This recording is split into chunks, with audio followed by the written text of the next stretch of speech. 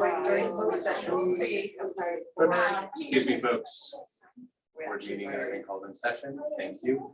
Trustees, just a reminder, gentle reminder that you need to aim your microphones in the general direction of your face. All right, closed session report. During closed session, the board voted 4-0 to approve the request of unpaid leave for PE 2122-5. The board also voted 4-0 to approve the request of unpaid leave 2122-6. All right, we'll move on to the patriotic exercise. The Pledge of Allegiance will be led by Elise Lashigu from Franklin and Naina Panyani from Roosevelt. Please correct me how I said your name if it was incorrect. Come on up to the microphone. Tell us a little about yourself first. My name is Elise Laxag, and I go to Franklin Elementary School. I'm in Miss Metz's 5th grade class.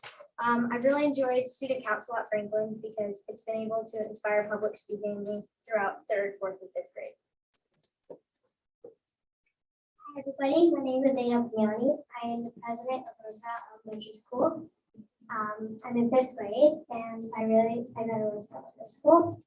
What I'm looking forward to doing in middle school is having all the 6 Roosevelt elementary schools coming together and making new friends. And what I enjoy in Roosevelt is all the new learning opportunities. For example, if you're going to get into the idea lab to make electric cars or just extra credit work. Great, thanks.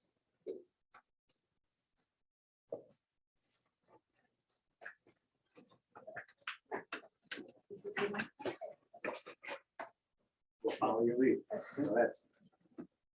I pledge allegiance to the flag of the United States of America and to the republic for which it stands, one nation, under God, indivisible, with liberty and justice for all. Do you like the picture up here? I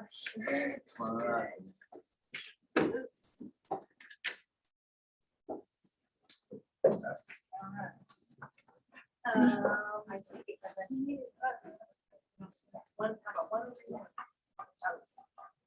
Okay, ready? 1, 2, 3. Let's take one more. 1, 2, 3. Perfect. Thank you. Thank you. Very good public speakers. Thank you.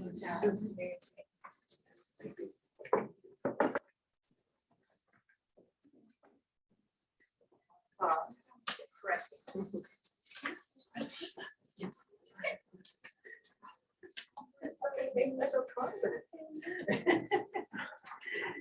Okay, roll call.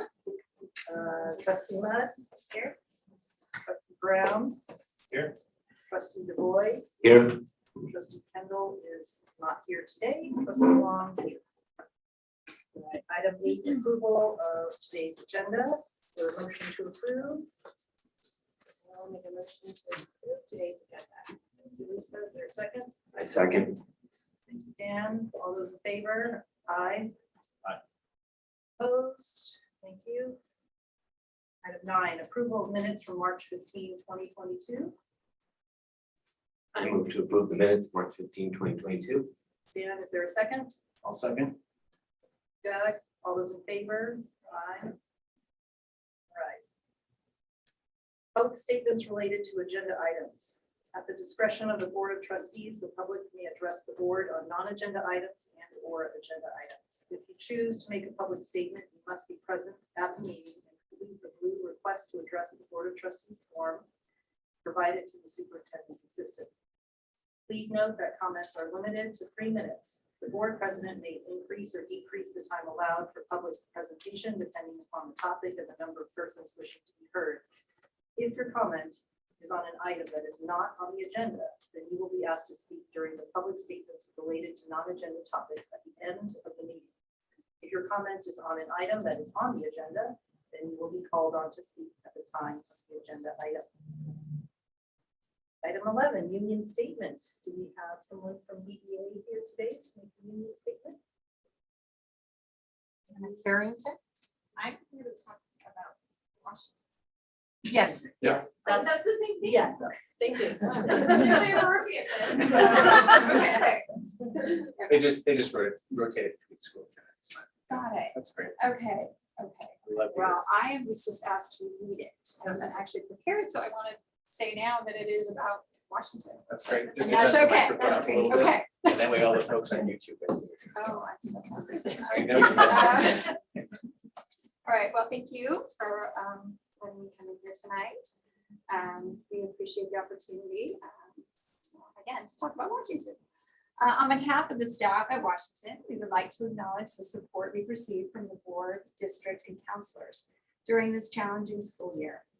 As a school, Washington has faced many personal hardships, and we appreciate the support and extra time that our counselors and district office have spent with us. We continue to be proud of our resiliency and flexibility. We have remained hopeful and taken care of our school family. As we embark on our mission to find the new leader of our school, we look forward to having a collaborative decision-making process to find the best fit for Washington. We are also looking forward to having in-person springtime traditions, like our spring concert that Renee Conto-Adams has been teaching so beautifully to our students. We are in the middle of our book fair now, and it is so lovely seeing everyone so excited about books. We are also looking forward to Shakespeare, Field Day, and of course, Wham Jam. Recently, parents have organized and facilitated lunchtime activities. Our students love attending Math Mondays and going to our Wonder Lab on Wednesdays. We appreciate our parent community and their willingness to restart these weekday activities and all they do to continue supporting our teachers, students, and staff. Thank you again for letting me share all these exciting happenings.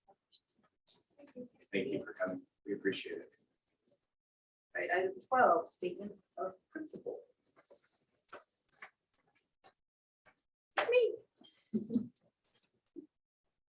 Put this back down towards where the children have it.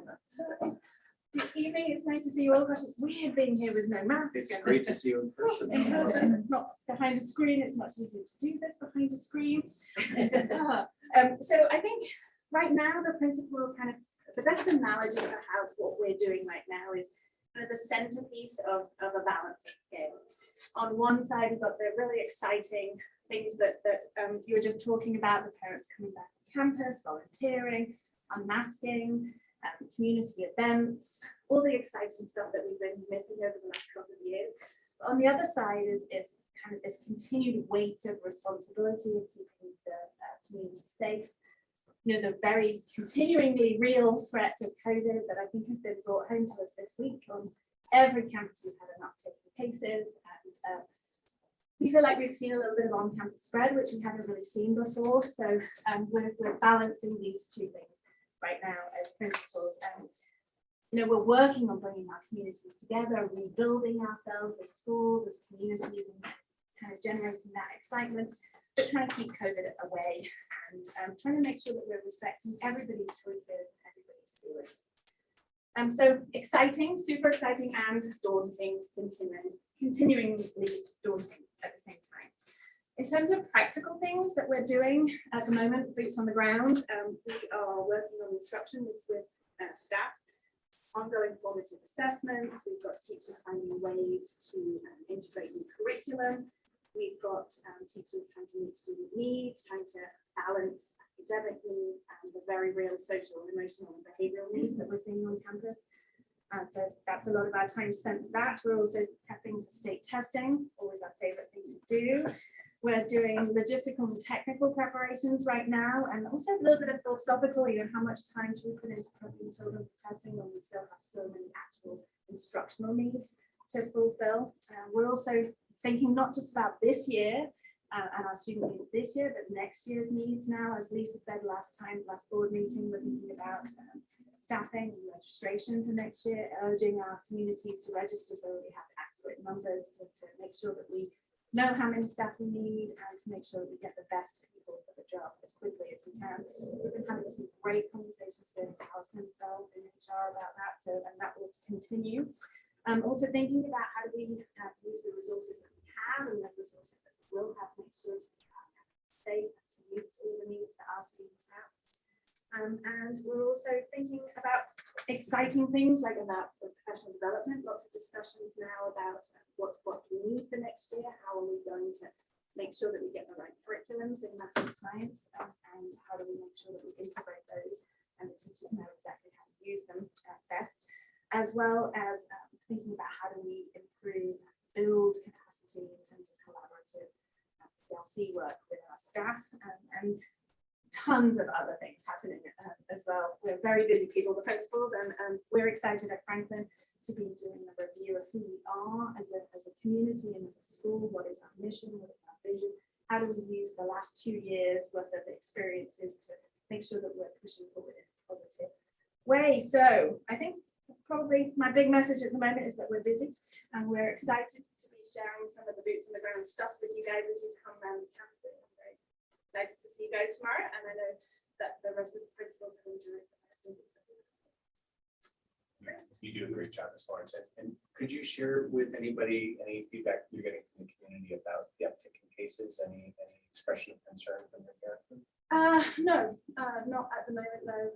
We've definitely seen a reduction in the number of parents coming to take advantage of testing on campuses.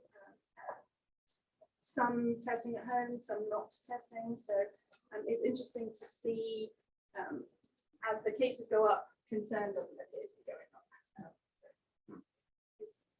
We have one class on campus of 6 children, which is something that we just haven't seen.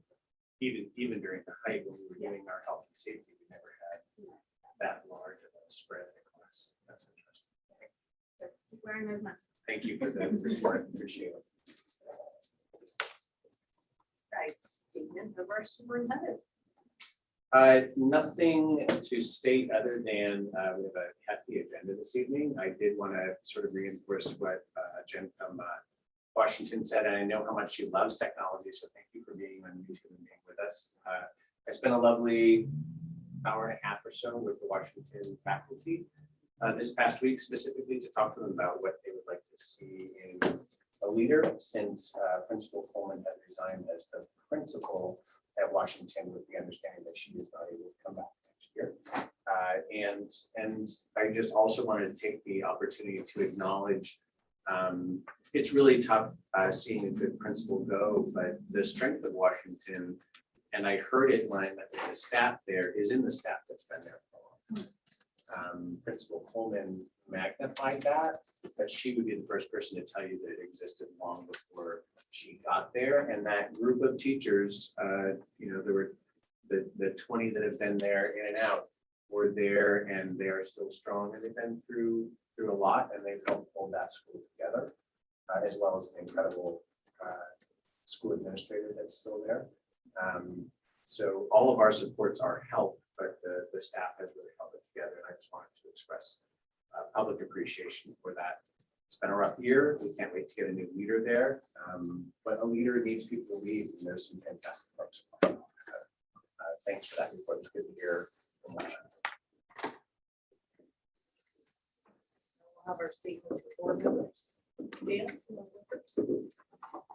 Just briefly, it's been a great first month. I was kind enough for Trustee Long to take me on a few site tours. We went to Roosevelt, BIS, and McKinley. Great work being done there, and a few more lined up. Trustee Brown and I also had a meet and greet with the folks at BCE, some up here tonight. Very wonderful organization as well. So. Also had a great first month on the board. I've enjoyed getting to know more of the staff. Looking forward to some site visits as well to the schools. Haven't done that yet, but Trustee Mudd and I have plans to visit some of the schools before the year is out. I did a couple more meetings with the BCE. Attended the Burlingame SFO Chamber of Commerce luncheon last Friday with some of the BCE folks and some of the staff. Heard a lot about what the city is up to and how that can affect the district in terms of enrollment and otherwise. And just really enjoyed getting up to speed. So thank you. Welcome everyone. I think this is the largest room full of people we've had since In 2 years. Yeah. That's nice to see so many people here engaged. And I suspect many of you will be staying through agenda item 19. So let's see, over the past month, we've had the math adoption pilot, which is going really well under Mark Silversmith's care. The teachers have really narrowed it down to 2, and the hope is that if all goes well, they will be able to present that to the board next month. I had the opportunity to go to BIS and observe some of the math classes, the math pilots in progress. It was really wonderful to see the lessons in action, but even more so how articulate the kids were about what they liked and did not like about the programs. It was really great to hear from them. And the one comment that really stood out for me, they were working on a program that was on the computer, and one of the kids said, my teacher's the expert. I kind of want to be doing this with her. So I thought that was great. Had the opportunity with Trustee Wong to tour Washington and Hoover. As usual, what stands out in both schools is how warm their community is. It was fascinating to see how routine hand washing was now in the classrooms. I mean, every room that we went into, they were just transitioning in and out, washing their hands, going to their seats, moving on with their lessons. It was very smoothly woven into their day. Lots of masks off, so it's great to see their smiles and hear their laughter that wasn't muffled. Muzzled. Let's see. Had an interesting and productive meeting with BCB and PTA around outdoor ed. And Ivy Chen has been making the rounds through the 5th grade classes, doing puberty ed, which is I'm getting to experience as a parent, and I mean, just the way, and Trustee Kendall isn't here today, but she also has a 5th grader. The language coming home is just really, really wonderful, and it's created some great dialogues in our house around some what can be uncomfortable topics. So it's just been really empowering for my daughter at least, and I hope for all of the other 5th graders in the district.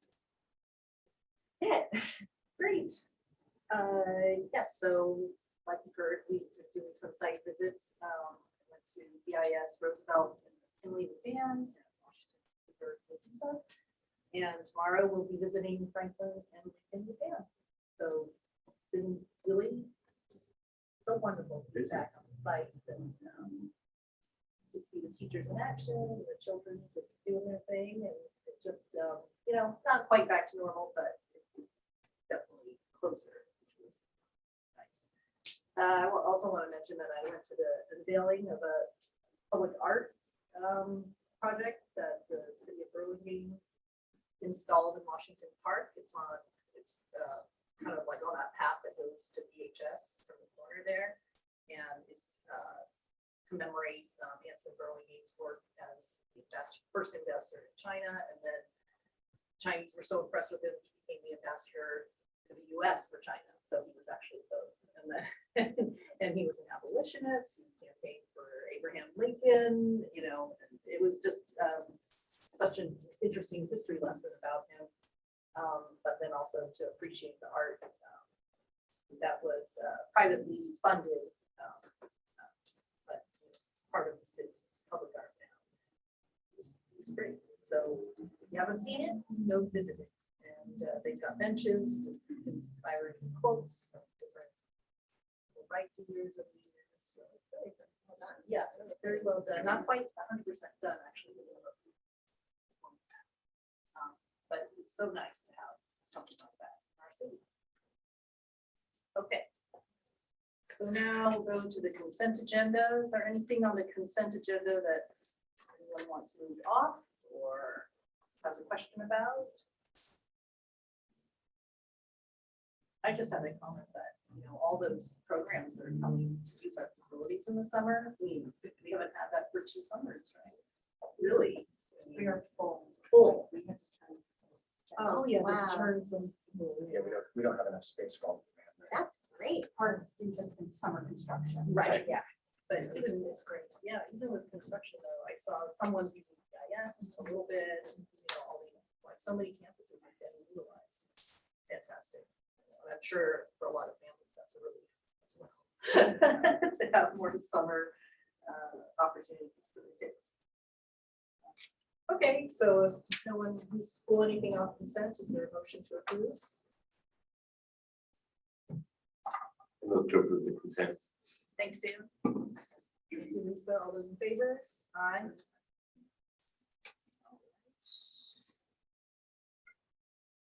So we'll move to item 16. Joint session of Burlingame Committee for Education and Burlingame School District. Are you gonna come up and sit at the table? We don't do. So trustees, for those of you that this is your first time, every year BCE comes with That's great. with members of their board and they present on the joint meeting. Just to give a progress report to the community, the trustees, how the collaborative relationship between BCE and the board. Yes, we're gonna have to, if you don't mind sharing the mic as you're speaking, that'd be great.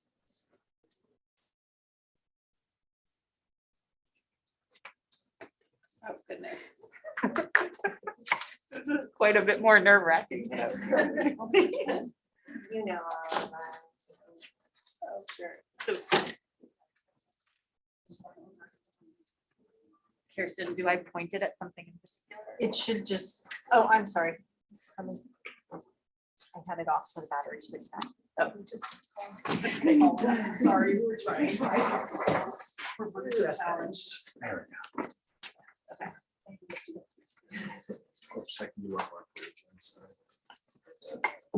Keep going, just pretend I'm not here.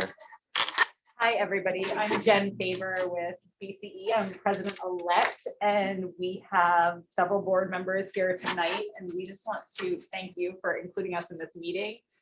And thank you for your incredible service to this community. It's just wonderful to see our young learners thriving and flourishing, and it's so wonderful to see people's faces on campus. It's been really nice to see everybody. I'll dive in and anybody can make a comment, or if you have questions, please stop me. But really, we just are here to kind of give you the lay of the land is with respect to how BCE is doing this year. BCE was basically founded in 1981 in direct response to Prop 13. We really saw the writing on the wall that our public schools were going to be defunded when property taxes were, the way property taxes were kind of earned and gained and paid and collected by the state was changed with Prop 13. So Burlingame Community for Education Foundation works with Burlingame School District to basically fundraise for programs that the state doesn't fund. So this year, our grant has been $2.5 million. We're funding 20 teacher positions and 3 professional development days. And we work with all of the schools in the school district to get those funds raised. And we have site directors. These are site directors from all the schools. Christina's at Washington, Christine's at McKinley, Dana is at Lincoln. We work directly with the principals and the PTA at each school site to run events, to fundraise, to work together on kind of collaborating our calendars and our efforts, and really to just make sure that we're communicating with each other and our communities so that we can effectively message our mission and make sure that we are working together to get the school district what it needs. So again, 20 teaching positions, and as we move through this year, we're trying to grant $2.65 million in the coming up year because we are seeing that, you know, our costs are going up. We need to increase our grant every year in order to continue to fund those same 20 teaching salaries. So our goal is about $150,000 higher, and we're hoping that with that, we'll be able to continue to fund what we're already funding. So this is sort of a note on that. We're about $700,000 away from where we would like to be in order to get to that 2.65 million. And just as a note, we ask all parents in the school district that per child, we give $1,500. And that really is kind of a guidance, and we really respect any amount that any group can give. We want $1 if you can give $1. We want you to volunteer if you can volunteer, and we want you to give as generously as you can if you can give above $1,500. And we're just so appreciative to the community for their efforts and for the funds that they provide to the school district via BCE, because every dollar truly does matter, and we're working for every student in the school district to get everybody the same education and access to things like PE and music. And we just find that working together with the community is so important. So I guess on that note, we do understand that at least 20 to 30% of our population is socioeconomically disadvantaged. That is where people that give philanthropically really help our grant to get to $2.65 million. So we just want to thank the community for all of the efforts above and beyond the $1,500 a student. To add to that? Perfect. That's the presentation part I like. And so I guess just as like a note, as sort of with respect to what's going on behind the scenes, we had worked over the past couple of years on joint fundraising in an effort to more actively fundraise with PTA and with our PTA partners. That's ongoing, but we're really trying to message jointly with PTA and really communicate and work together with them, but we're not going to do a campaign of fundraising together. And I guess on that note, BCE really is the fundraising arm of the school district, and PTA really is the community building arm of the school district. And all of us working together with the school district, I think, benefits all of us. And so I think those ongoing efforts of communication are really, really important. Questions or comments? Oh, maybe this was the next slide. And I guess just on the joint fundraising and working together with our PTA partners, we board members all try to attend PTA meetings. BCE is at every PTA council meeting. We meet with the school district regularly.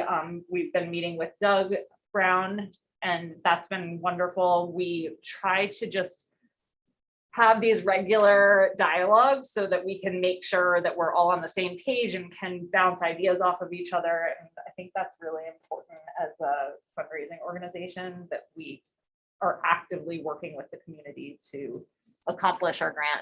And so on that note, transparency is so important in our fundraising efforts, and that's been something that Liz Anderson and Chris Montbonilla started when they sort of got into the conversations when Chris joined the school district.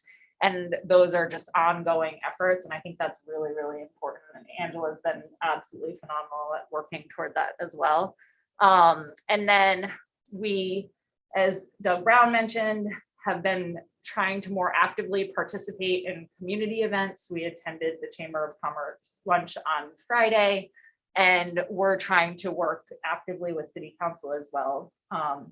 We want our community to support our schools. Our community is our parents and our school district, but it's also Burlingame at large. And we really feel like we need our Burlingame business partners and community partners and political partners to kind of actively engage with our public schools. And we do have an endowment that we're actively fundraising for. And so we have, those are another monthly meeting that we have. And we also have our board meeting for BCE, and we have PTA council come to that. And then if our school board liaison wants to come, more than welcome at any point, but we meet generally with the school district about twice a year in our school board, in our BCE board meetings. And so apologies, that other slide was skipped. So as we round out the springtime, we have gala on Saturday night. We are really excited about it. That's sort of that combined with our spring campaign, which is really just a email campaign, will round out our fundraising for the year. Basically we close our books June 30th. And by June 30th, we would like to have raised at least $700,000 more. So we're actively working on that through our current auction. If you haven't gotten to see it, we're happy to share that information with you all. And then gala on Saturday, and then sort of a spring campaign to finish out the year. That's it. Comments or- Great, thank you. Good. Covered everything. Thanks, but really, thank you for having us, and I'm happy to answer any questions or. No, I just wanted to thank you all for the great work. Obviously, it makes extremely important to the education that all the children in the district enjoy, including ours. So really appreciate the effort, and it's fantastic. And you do a good job of explaining it and why it's important. So thank you, all of you.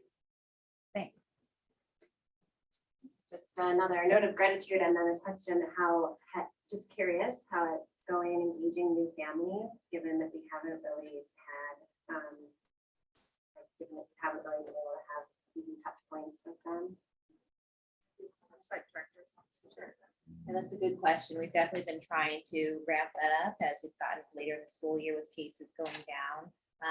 Each of our sites have had new family events where we try to engage them directly, talk with BCE, also just foster interaction with them and hope to have more at the end of the year.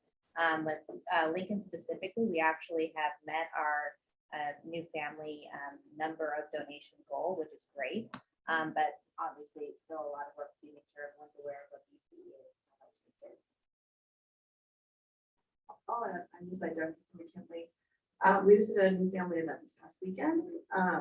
We had awesome attendance. I think we had 60 kids there maybe. And we defined new family a little loosely because we included kinder families and first grade families because you don't know how that was for them. But I think people are really excited about getting out there, getting to know each other, not only as our kids knowing each other, but the parent community really getting to form connections. So I'm excited this weekend. We have a lot of families going to that as well. So a lot of good things. Yeah. I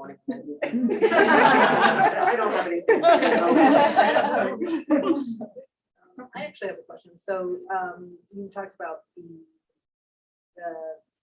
acknowledging, maybe about 30% of our families might not be able to really, certainly not give at the 1,500 per child ask. I know in years way back, we had a fantasy that we could get 100% participation because, the dollar actually, is the donation. So what's your percentage of ESD families that give at least $1? It's lower than we'd like it to be. Yes. And we, I think that the reality is that, I know I'm talking really loud anyways. We definitely, like, every dollar counts because taken together, that's how we get to 2.65, right? Whether you can give $1 or more. And we really try to get that message out, but I feel like sometimes our community doesn't hear it. So while you have your thousands of viewers, I'm just going to take this opportunity to look at the camera. That's very optimistic. Very optimistic. And tell our parent community that every dollar does count, that we really do value that participation. We'd love to see it higher. We especially love to see it higher post-COVID, like in this new world that we're in. We sort of feel like we're reinventing everything this year. But I mean, it's historically not been great. So overall participation, obviously we get to 2.5 million. That's phenomenal every year, right? It resets to 0 on July 1st. And so we get there, and we have some very generous philanthropic donors as well. This year we established a fund that more directly parents can contribute to, we're calling it student aid for now, where parents can donate on behalf of those families, recognizing, because we were able to work with Chris and Amanda to identify that percentage better this year than before. And so we were able to communicate that out to our parent community, and several parents through Readathon have contributed to the student aid fund. And so we hope to make that more visible and more of a viable option for families who have the capacity to give. Yeah. I would say that historically, the most frustrating group were the families that had a lot of needs, but still, for some reason, like, PCE's just not on their donation list. And that's historically been a struggle, and still a mystery. So I'm hoping that it's less of a mystery. We still work on, we're still Yeah, working you're on still that. working on it, but I would say also, if they're listening, you know, like, it really does, it does matter, you know, that participate and everybody benefits. So. Please do. It helps too when the teachers, like Miss Prater is so great about every music event. Or history of PCE, that resonates with the parents.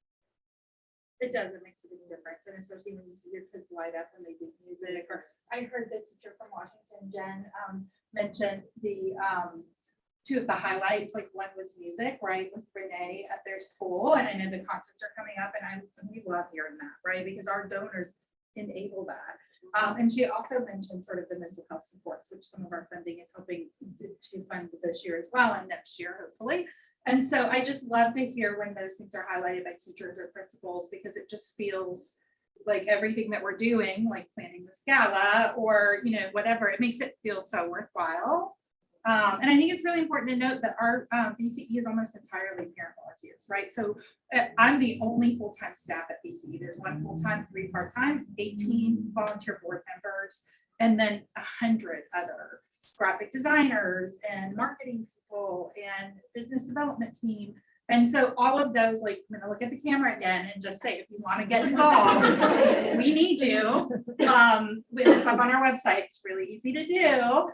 And so that we couldn't do it, like, we just couldn't do what we do. We couldn't get to 2.65 without all of those people and, you know, doing what they can, whether it's giving, volunteering. And I just, one more thing, I really appreciate the work that you've done on the joint fundraising campaign. And I hope that we can get to a place where that happens at some point, because I think it would do a lot for equity. And I just really appreciate that. It happens. Thanks for looking at your hard work for the presentation today. Good job. Any more questions? I just want to add my thanks as well. It's always been great to work with you. I've gotten to know Angela, I think, from the moment I got here, and now I'm working on 3 presidents, although Jen said she's going to be with me for 2 years, so that I don't have to figure out a new person, but it's been great. And everybody that works at the sites, thank you, especially engaging our families that for 2 years couldn't really be engaged. I so appreciate that. It's a huge thing for PTA and BCE to do. And they really, really appreciate it. That's actually what's kept Burlingame sort of unique, right? People felt connected, and you heard earlier, our principals are working on that. I know you're helping us, and I so appreciate that. But the relationship's been really positive. It doesn't mean we always like have tea together. We argue about things and go through things, but we've also created a very transparent and accurate budget so that everybody knows where every penny they donate goes to and what programs it supports, and that what are we spending the money on is a question we have to be able to answer. So I really appreciate your willingness to take that transparency leap. I know that you're eager to do it, and I appreciate the positive energy always, because we meet together a lot and ups and downs, and it's great to know that we're going to get through it and have positive outcomes for our kids. Thank you. Thank you all. Thank you. No pressure to stay the rest of our. Just a long one. Okay. Thank you. Item 17A, the board policy administrative regs and exhibits 6173 education for homeless children. Good evening, thank you. President Long and Board of Trustees. I am bringing forward board policy regarding education of homeless children along with the administrative regulation and 2 exhibits supporting the board policy. The last time that this was updated was in 2010, so it is 12 years old. A lot of updated legal language within it. You will see that we are adding a second exhibit today. The second exhibit is for if there is a dispute, what the parents or guardians have a right to. A lot of this is just adding updated legal language with regards to updated information that has come down from CDE. We do have these updated. We have received information that we need to send this to the state because ours was so old. We need to make sure that they are aware that we have updated it. One of the questions that we did receive from the board was with regards to transportation. It is our responsibility of the district to transport students that are considered homeless or in housing transition. The other thing we want to point out is, although we do not in our district, when we are presenting, call our students homeless, that is the legal language that we have to use for board policy. So that is something that's important. We consider them housing transition or unsheltered when we present about our students, but this is for board policy representation. The term homeless is technically. Correct. Are there any questions with regards to these 4 items, the board policy, the administrative regulation, exhibit 1 or exhibit 2 this evening? This is first read. So it will come back in May. Thank you. I'm like, what's next month? In May. At that time, it'll go on to consent. So if there are changes, we'll change them now and then it'll go to consent. I just had a question for Okay. board, on the board policy, it asks, or it says that if you have at least 15 homeless students and you have to specifically address them in the LCAP. Do we need that threshold? We do already address them in the LCAP. That ebbs and flows. I will tell you within the last month, we've gained more due to refugees coming to the area. But as Chris likes to point out, I love the word snapshot. And that number does change frequently based on day to day. But we need the threshold often enough that we should have it zero. Any questions about this? I have no questions. All right, so that's just an information item. Now we'll move on to the pilot bell schedule discussion. Come on up. Okay, I'm ready. Sure you get the mic. Be serious, you took the job. I know. Yeah. Swing up for us.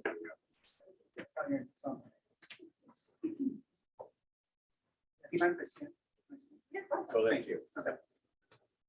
We would ask that you just use the mic. I will so do. that folks can hear you. Yes.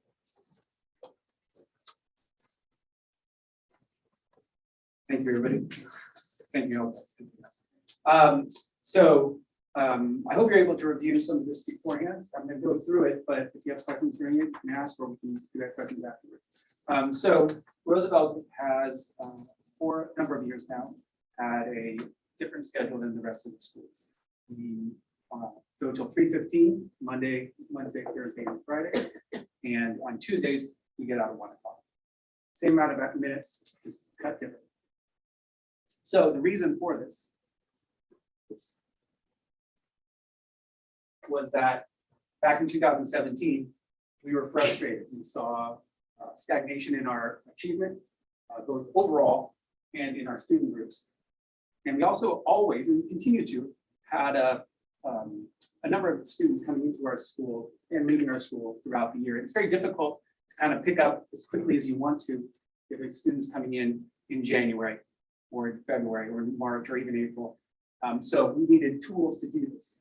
So the frustration boiled up and teachers came to me and said, we have an idea to how to fix this. We need to have what's called a professional learning community, PLC. So we began to work on that. Professional learning community is a long-established program or style of looking at data in a very focused way and leading to action. So you basically have 4 basic questions. What do you want to teach? How are you going to do it? What are you going to do if they don't get it? And what are you going to do if they already know? And so that's general. There's a lot more work into it, but it takes these deep dives into data that we weren't doing at the time. So we set on this path. What we did was we started doing a lot of learning, teacher-led learning. They had study sessions, they read books, we sent them to conferences. The one problem we kept having was this was all interrupted time. We would have a meeting on Tuesday, and then we wouldn't have another meeting for 2 or 3 Thursdays or Tuesdays because we had a meeting, we had to go to a grade level meeting, or we had to do different assignments. So the idea then came to make sure that we had dedicated sacred time. So in order to do that, we had to come to the board and say, we'd like to do this. So we were granted that. In the meantime, we kept going to conferences. We went to San Antonio, we went to San Jose, a few other conferences here and there across the bay to see experts, Sacramento to see experts. Solution Tree being the preeminent leaders of this PLC movement. So we even brought in a PLC expert to the school to do a day-long training with our staff. And then we went out and saw a model school in the East Bay that was doing some really exciting PLC work. This all happened between 2018 and 2020. And then, of course, 2020. And what we saw in those years was that our data was steadily moving forward. It was working. And then when COVID hit, not only did our main testing source, our data source, which was passed, go away for 1 year, then our method of meeting went away as well because we went to an A schedule and a B schedule for most of the year. And we didn't have a PLC actively working during that time. So when we came back, though, it was interesting. We leaned more into the professional side of this. Our teachers took it as we know how to do this system now of looking at data and working in groups. So we wanted to extend even further. So we started looking at a few unique things, which was, or offshoots, I shouldn't say unique, offshoots of PLC, which was, more acronyms for you, Universal Design for Learning, or UDL, which looks at barriers in learning. So for example, we have a wide range of student needs in our classrooms. We should design to meet all those needs. And to do that, you eliminate barriers. And if you eliminate a barrier for one student, it's going to help out everybody. It's akin to a ramp that goes up to business. It's going to, or a building, it's going to help everybody use the ramp. Some people need to use it. So if you design your lessons that way, thinking about the barriers ahead of time. So we got training for that. We have an expert coming in. We're doing that right now through a grant that Marla actually provided us some funding for. So we've been having that training sometimes coupled with our PLCs. We have another one coming up in May. She's been walking us through how to do this universal design for learning, which helps us get more inclusive classrooms. The other piece is we started what's called universal access, which I'll show you some data that's a real effect. Universal access means our 4th grade has carved out half an hour of time that we throw as much resources as we can at our TI specialists, our instructional aid, go into the room, target exactly what every student needs for half an hour a day. This is on top of any kind of curriculum. So this isn't math time, this isn't language arts time. They have that already. This is direct time on what you need. So if you already know the geometry lesson, you're going to go up to this next thing. Or if you need help with your math facts or learning multiplication, you're going to work on that during this half an hour time. And you see incredible growth because of this work. And again, the overall, because of our PLCs, we've had this brilliant increase in our professionalism. You know, PLCs, they rely on the professionalism of our teachers. It works because they're so professional and we insist on it.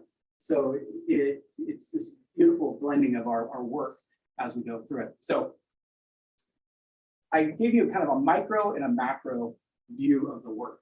This is the micro work. This is the day-to-day work. Kirsten, can you click on, do the 5th grade one? Because I don't think we have time to do all of them. They're all pretty much the same. This is literally a live document. I took it from a teacher that's teaching 5th grade. We took off the names, but so it's not the fanciest document, but it really is powerful in showing this teacher gave a pre-assessment. They take the data, they bring it back to their meeting, they discuss it, they plan, and they do it. They do some teaching, come back, they do it a middle test, which is the during piece, and then again, look at who's failing, who's doing well, come back and do it again, and you can see in almost every case, this teacher is hitting the standard every time. And it's because it's so direct on the standard. If you want to go to, I can look at other ones if you like, but they're pretty much the same. This is the one, I'm gonna go to the board here because I want to show you on this. Look at my Chris Kornacki. This is an overall view of our fourth grade math. So this shows what our universal access has been handling or doing. And you can't really see this, but this is grade 7 right here. So this is a student that came in, whoops. I'm like, wow, I have power. You really can be Chris Martin. Yeah, right. I didn't know that. Let me go, can I go back? Yes. Come on. Did I mess it up because I touched it?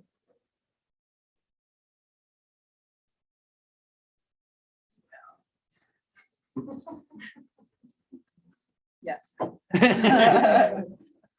And you know I couldn't touch it. You illustrate what you're trying to tell us. Well, just by what's up this way. Well, I want to show you, okay. Okay, just delete the whole slide. Oh, there it is. Yes, perfect. I won't touch it. So this is trimester data taken at the end of the second trimester. So this isn't even full trimester.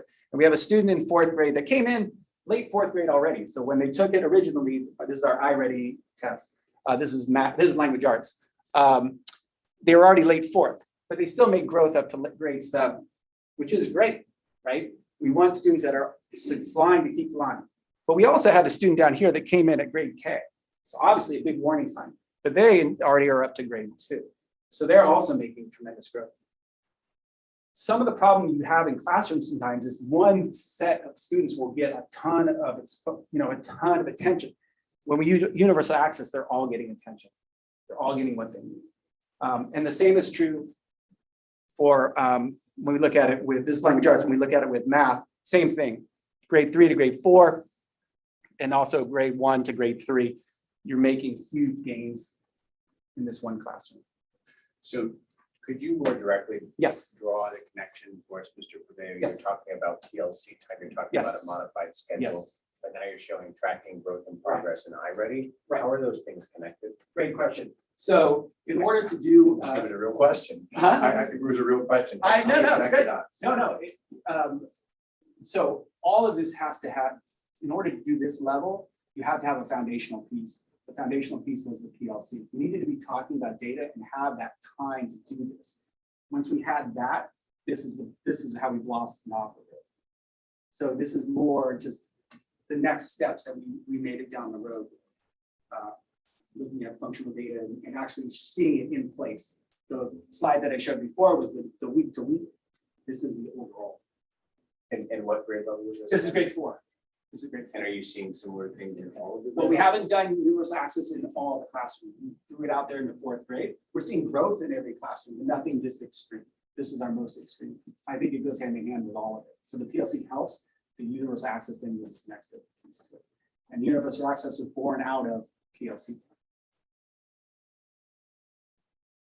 So that's where we are right now. Where we are right now is we are looking at iReady. We were introduced to new curriculum. PLC helped with that.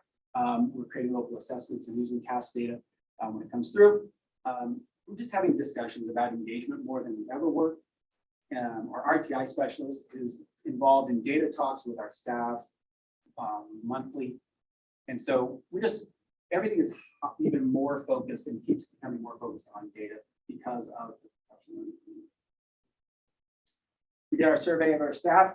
75% say it's absolutely helping them. 25% are at maybe. Nobody is at no that this isn't helping. The difference between the two, knowing what dedicated time and knowing extended day, the dedicated time piece is absolutely. It's nice to have the 1 o'clock time. It makes it very simple and clean, and our teachers still support it. But the dedicated time is serious, and so if we continue through, we're going to find ways to do that.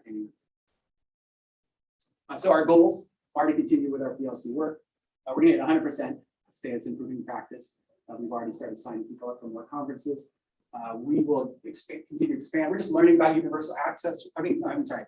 Universal access will expand to other grades to answer the question, and then we're learning more about universal design and see that more into classrooms. So Yeah, So, course. so universal access is primarily math. No, we're doing it for You're both. doing it for both. So what we do is we do it alternating days. So one day they go in for language arts, the next day they go for math. So it's really an hour extra a week in both. What exactly did they do in that time? It depends. It's targeted time. So that's where the PLC comes in. So during the PLC, like today we have our PLC, they'll be talking with our instructional aide, like this is where we need you to be with these people this week. And so it's all monitored. It depends, but it's wherever they're at that time. So you know pretty much what standard the kids need to be working on, you just look at that. So Matt, would it be that the PLCs are working, the fourth grade PLC will be working and they'll be Yes. looking at like replatooning the kids. So all Right, fourth grade kids, I know I exactly. keep hitting it, sorry. Right. I talked to my hands. They're kind of replatooning the kids, so there might be three fourth grade groups, and instead of having three fourth grade groups, then that might now be Right. 5 fifth Right. grade people that are breaking into smaller groups. Yeah. And taking those fourth grade students and splitting out into doing universal access time. So Right. there will be more educators to be Right. able to do targeted groupings based on the data coming out of the professional learning components, right? So Exactly. you're having students that are getting targeted intervention or extension during that universal Exactly. access time, Exactly. correct? And Right, they're getting exactly. the data from iReady and Right. Dibbles. Right, and their own And local assessments. assessments. Local and- assessments. Okay. And this doesn't occur without the PLC time. Is that my Right. assertion? Yeah, it doesn't help, or it doesn't occur without the dedicated time to meet and talk about data. It's just getting too interrupted. And one of the things we do is we all meet in the same room. That's really effective too. It keeps everybody focused and even if you have to ask a question across the room, that's. Have we compared the results in those specific grade levels that are implementing with other schools that are not implementing to see if they're having the same growth or if there's a differential or not? No, I have not. I have a follow-up question in terms of the scheduling that the superintendent was talking about. This might sound kind of naive, but why can't the same time happen during traditional after-school hours? Well, we tried, we tried to learn, if things come up, we have meetings at 2 o'clock that start for the whole district. We were doing something different, which meant we had time that nobody else was needing us for. And then you spoke of overwhelming staff support. Could you talk a little about how parents and children feel about this program? We didn't do it, we have done surveys in the past and it's been relatively supportive. The main negatives that we have, it makes it difficult since we're at 3:15 and everybody else is at 3 to get to sports and activity after school. That's one of the things that we work on. That's been the biggest kind of. hiccup, if you wanna call it. And during the last few years you've been doing this program, has there been any change with that? Or is that, I would assume that's. I think not more people have just grown, I mean, we've done this for so long. Yeah, now, used to it's very used to it. What's done for the kids during those early release That's times, a great which parents can't provide for picking them up Right. early or providing days? So we have done STEAM activities and things like that, open up our idea lab for kids. We're thinking more of making more of an intervention piece, or maybe both, kind of throwing the universal access people into after school work as well, 3 to 4, or 1 to 2 work anyway. So doing something like that. But in the past, it's been STEAM activities and maybe drop in. Had a chance to talk about this, like in the, with other principals or at other schools, or like, would the teachers ever be interested in inviting other teachers to their classroom to watch it happen? Yeah, I mean, we're not, yes, to answer your question, the idea came from Jude, so she was the one teacher that was pushing me way back when, so I think Jude's interested. She doesn't teach for you anymore. I know, that's what happens. I think as a district from our lens, we're opening PLCs. If people are interested, we're happy to send more people to conferences and learn more about it. I will say that the best thing that happened, that Jude did come to me on it, is that it was teacher led, right? Made it way easier. They see the value of it. So that's where we're heading. So we're heading for 100% feeling the value of it. We've already signed up, I think, 6 or 7 teachers to go to a solution tree thing in the summer. Some are going to Sacramento, some are going to Long Beach, and that's in November. We have some model schools. There's one over in 2 actually over in Fremont. We're going to go hopefully check out and continue to have our sacred time. So our asks, so why the reason for all of this is that we'd love to continue to provide the teachers with a professional learning, professional development around professional learning communities. the biggest one is we're just asking for another year of our 1 o'clock. Schedule, to see it kind of work to fruition. I'm looking to see what our casts look like. We just haven't had the luxury of that in the last 2 years to really know if it was working. We were on, like I said, a good trajectory, but coming out. Did you ever get the original 3 years before the pandemic hit or not? We weren't there. It froze actually, Yeah. once, Yeah, we- as of March, it froze We were when almost we there. went to school closure, and then it didn't happen all of last year either. It's really cool. Oh, thanks. Thank you. I think, the point of it is trying to make sure our students are making greater gains in a shorter period of time. We just need more time to see if that's really happening. Right. Because the reality of the different schedule can be inconvenient for the families, so I definitely want to make sure it's doing what it's supposed to do, and I understand that you need more time to show us that. Right. So how much more time is being requested? 1 year more.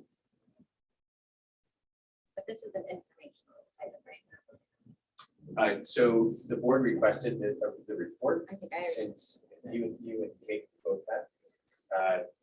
Specifically because one of the goals for the board was to have our school times more aligned because of the number of complaints that it garners from the district community. Because we have different schedules at different schools, and some of our families are truly split between multiple schools.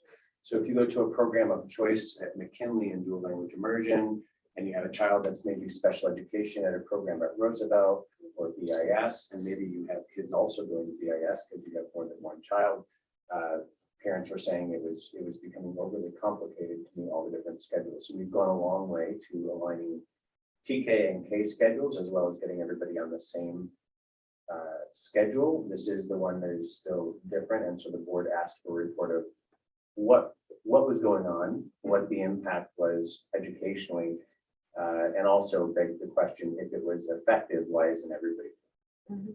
So hence the report.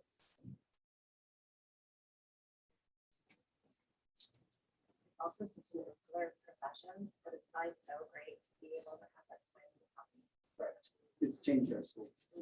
I just have one final question. With the day extended 15 minutes, I know it's a small amount of time to us, but to the younger learners, 15 minutes is 15 hours, especially after lunch. Yeah. Has that ever caused any problems with some of the? Forever? I mean, Yeah. I mean, Never. how are your teachers doing with that last post-lunch period? I mean, it's a long day, for sure.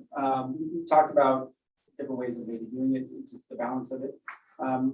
We're still concerned, kindergartners especially, when it's long day, but we're finding ways around it, recess times and things like that, more different activities based on kind of research about what we should be doing in the afternoons. Well, do you need us to? You're going to get the bell schedules. So based on tonight's presentation, when your approval of the bell schedules comes before you, then you can either approve it for 1 more year or not. Right. So Roosevelt will propose the bell schedule. It comes from Ed Services, and so I think what I'm hearing is that you're going to request that it continue for next year, and so at that point, you can either choose to approve it. Thank you. Thank you. Thank you for that. Appreciate it. All right. Item 18A, Hoover Elementary School drainage improvements bid results. And folks, I apologize. I know everybody's cold, they're shivering, you're all looking at me, you're huddling up, I am too. For some reason, I can't get the HVAC in this building to ever cooperate, and I don't know why the air conditioning is on at 6 o'clock. My apologies.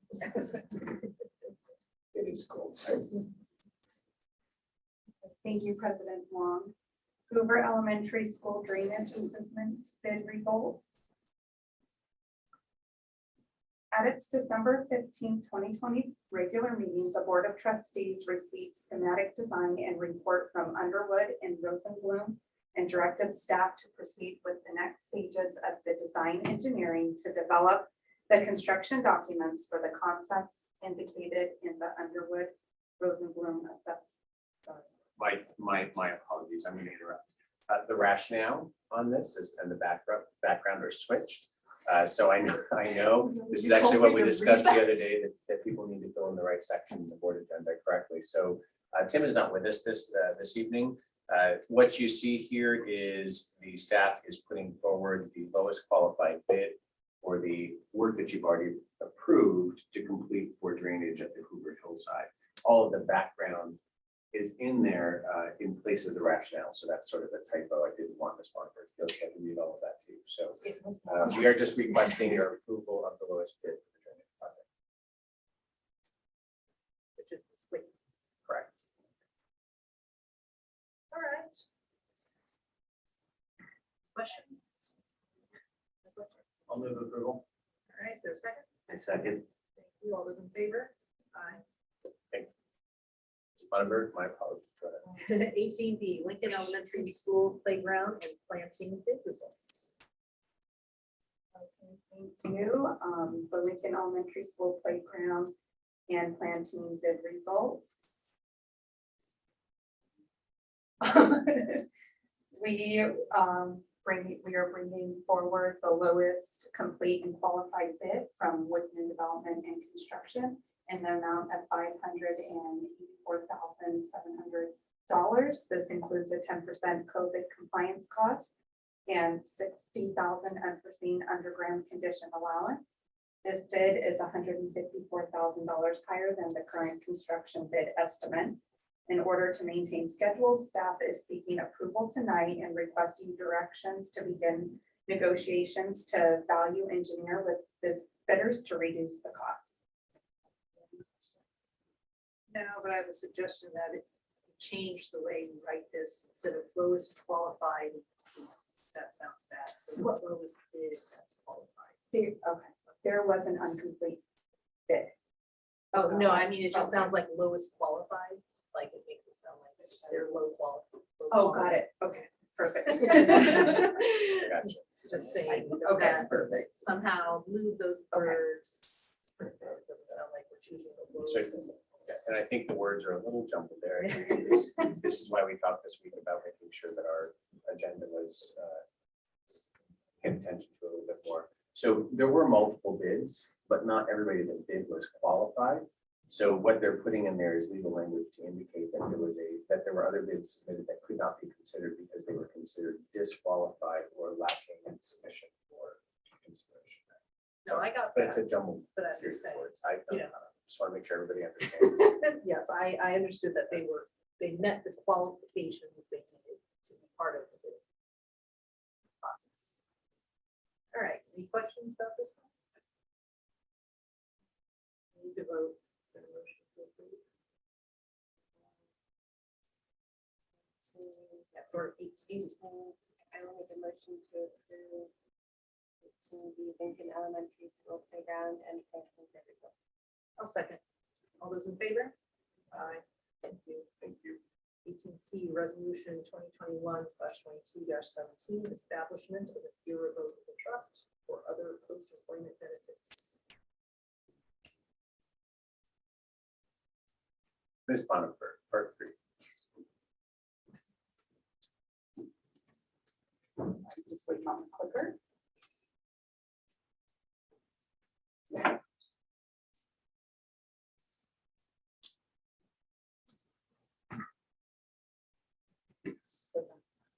We have a new one tonight. All right, sorry. Thank you, President Wong and Board of Trustees. This evening, we bring forward Resolution 2021-22-17, establishment of irrevocable trust for other post-employment benefits. This California Employers Retirement Benefit Fund through CalPERS is a Section 115 trust, which is set up for the purpose of receiving employee contributions that will pre-fund health and other post-employment benefit costs for retirees. This trust allows California public employers the ability to finance future costs in large part from the investment earnings provided by CalPERS. Contributions to this trust are voluntary and are held for the district's exclusive use to pay for retiree benefits. Retiree benefits include medical, dental, and vision. The retirees can remain on our plans for their lifetime. The district is responsible for contributions until their 65th birthday. I had a question about that. So what, I mean, lifetime versus up till 65? We provide support until 65, and then if they want to continue on their individual plan, it's up to them. Like, or they enroll in Medicare. I see, so they can keep the plan, but then they take over payments. Correct. And because they are still on our plan if they do not pay. So we pay and they reimburse us. If they do not pay, we are liable for that expenditure until they're off the plan.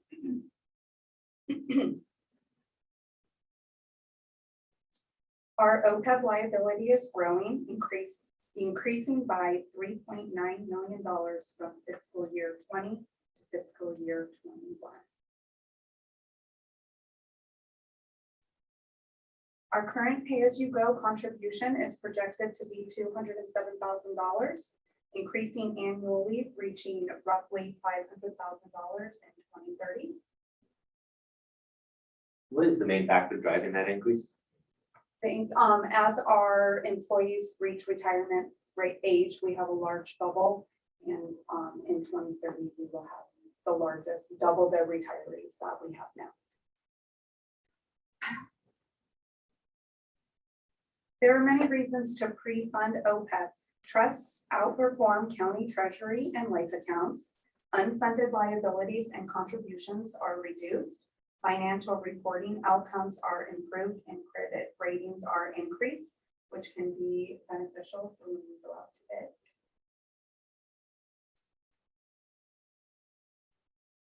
The district controls the portfolio options. Contributions are voluntary and can change annually. Both interest and contributions can be used to reimburse premium payments.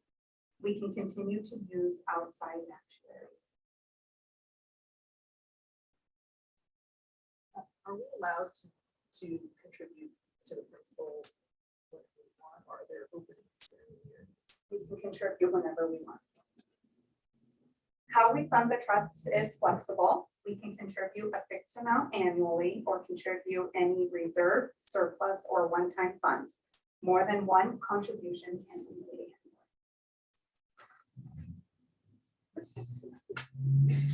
CalPERS Trust has the lowest participation cost of other OPEB trusts. They are the current provider of our health insurance and provide excellent customer service. They comply with all of the GASB requirements.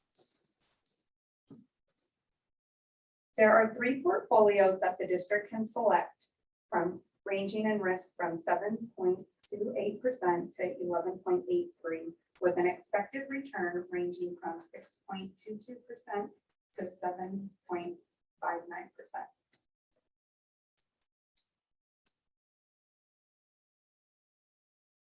There are no fees for joining, setup, renewal, contribution, disbursement, or termination. The all-inclusive 10 basis points participation fee rate is charged only when assets are in the account. 10 basis point is equal to a 1/10 of 100% or 0.001.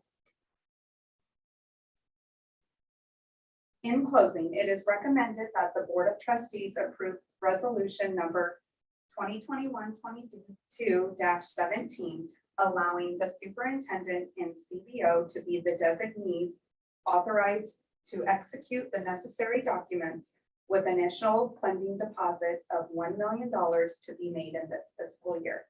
Further contributions will be determined on an annual basis at year-end closing. Any questions?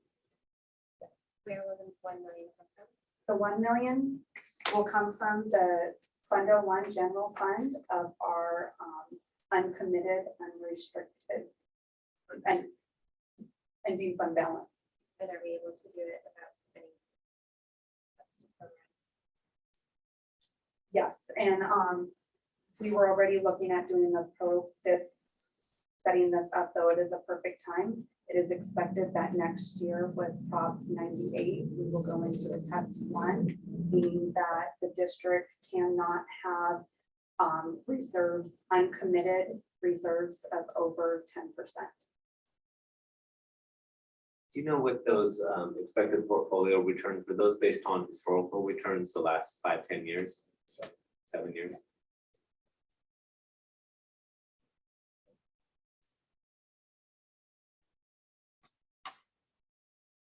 Yeah, I was just gonna make a comment. I'm very supportive of this proposal. I think it's forces the discipline, and these are real liabilities that the district has to make these payments in the future. The liability amount moves around with interest rates, so that in itself doesn't scare me as much, but the annual amounts going up each year is a real cost that will be in the budget. So I think setting aside some of the money as we have it and investing it and having it available, I think it's good for the teachers and the staff to ensure that those money is there to make those payments for health benefits and other benefits in those retirement years. And it's good for the district and the budget in the sense of creating some discipline and setting that money aside. So the fees at 0.10% of assets under management are very low. It's a state, obviously it's a state run program, so it makes a lot of sense to me and I definitely support it. So are we allowed, I mean, once you put something in this trust, it has to go towards the health benefits, right? It goes, both the contribution and interest goes to retiree health benefits or insurance premium. Current. Okay, and then if you make more, if it uses more than you need for that particular year, you can actually use some of the interest, right, for health. Like your current employees. Health. Yes. Right, but it has to be for health. The hope is that you get it to its full valuation and that you use the interest. You are then, it is pre-funded, you are then funding all of them. But as if it's projected, we do have the actuarial study done every year and our liability will continue to grow. When a person retires, it is what their current cap is. So each year our caps increase by about 6%. So as retirees retire, it will, we're at 10 million valuation right now. That's anticipated to continue to grow up and over. So I think it would take a long time to actually Cover there. ourselves. Yes. Yeah, right. So- But just say, Yes. we make it there, and then with the windfall that comes when we've got extra. I wish. Yes. So think about it this way, we're currently using money that we get from the state every year to pay for our students' education. We are currently paying about $210,000 a year to people that don't work here any longer, might not have worked here for, a decade or more. And the amount that's taking out of our general fund is going to double in the next 3 to 5 years. Now, I think CalPERS is being a little conservative. They're paid to be conservative. I think fiscal analyst is saying that it would take $10 million of principal to generate the $400,000 in interest or in earnings to pay versus taking it out of our general fund every year. I think that if you look at their average rate of return, actually, you can look at that and say, actually, we only take 6, right? So their actuarial study is based on a conservative assumption that every single employee that's currently in the district will retire and qualify for this benefit. And we know historically that's not true. So, but they're only going to give you the most conservative potential perspective. So I think a reasonable goal for the district, instead of that big hairy goal of $11 million, I think that if we can get between 5 and 7, then we will take the liability of paying for our retirees off of our books, probably on a pretty consistent basis every year. And as Ms. Bonnevert was saying, next year, so our commitments in Fund 17 are legally allowed. Our 10% reserve is legally allowed, but we do have an uncommitted fund balance. That's just leftover money from years that have been better than others. It's in our savings account above our 10% reserve. And there's about how much there right now as of the second interim? 3 million. Okay. So there's about $3 million.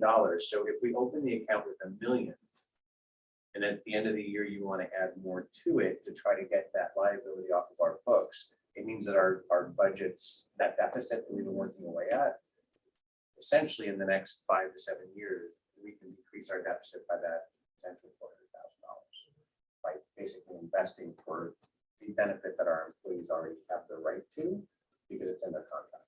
So, Yeah, we'd add $1 million every year. well, actually, I would recommend that you are able to add whatever you want. So this year, if you have uncommitted fund balance in excess of 10% plus the commitments in Fund 17, then whatever that dollar figure is should be added, because technically we're not supposed to have reserves over that 10%. And right now we have, I think we have a reserve that is earmarked for, or I don't know if that's the right word, but it's for in the event that BCE wasn't able to. Commitment, commit. yeah. Okay, and then will that stay in that fund or?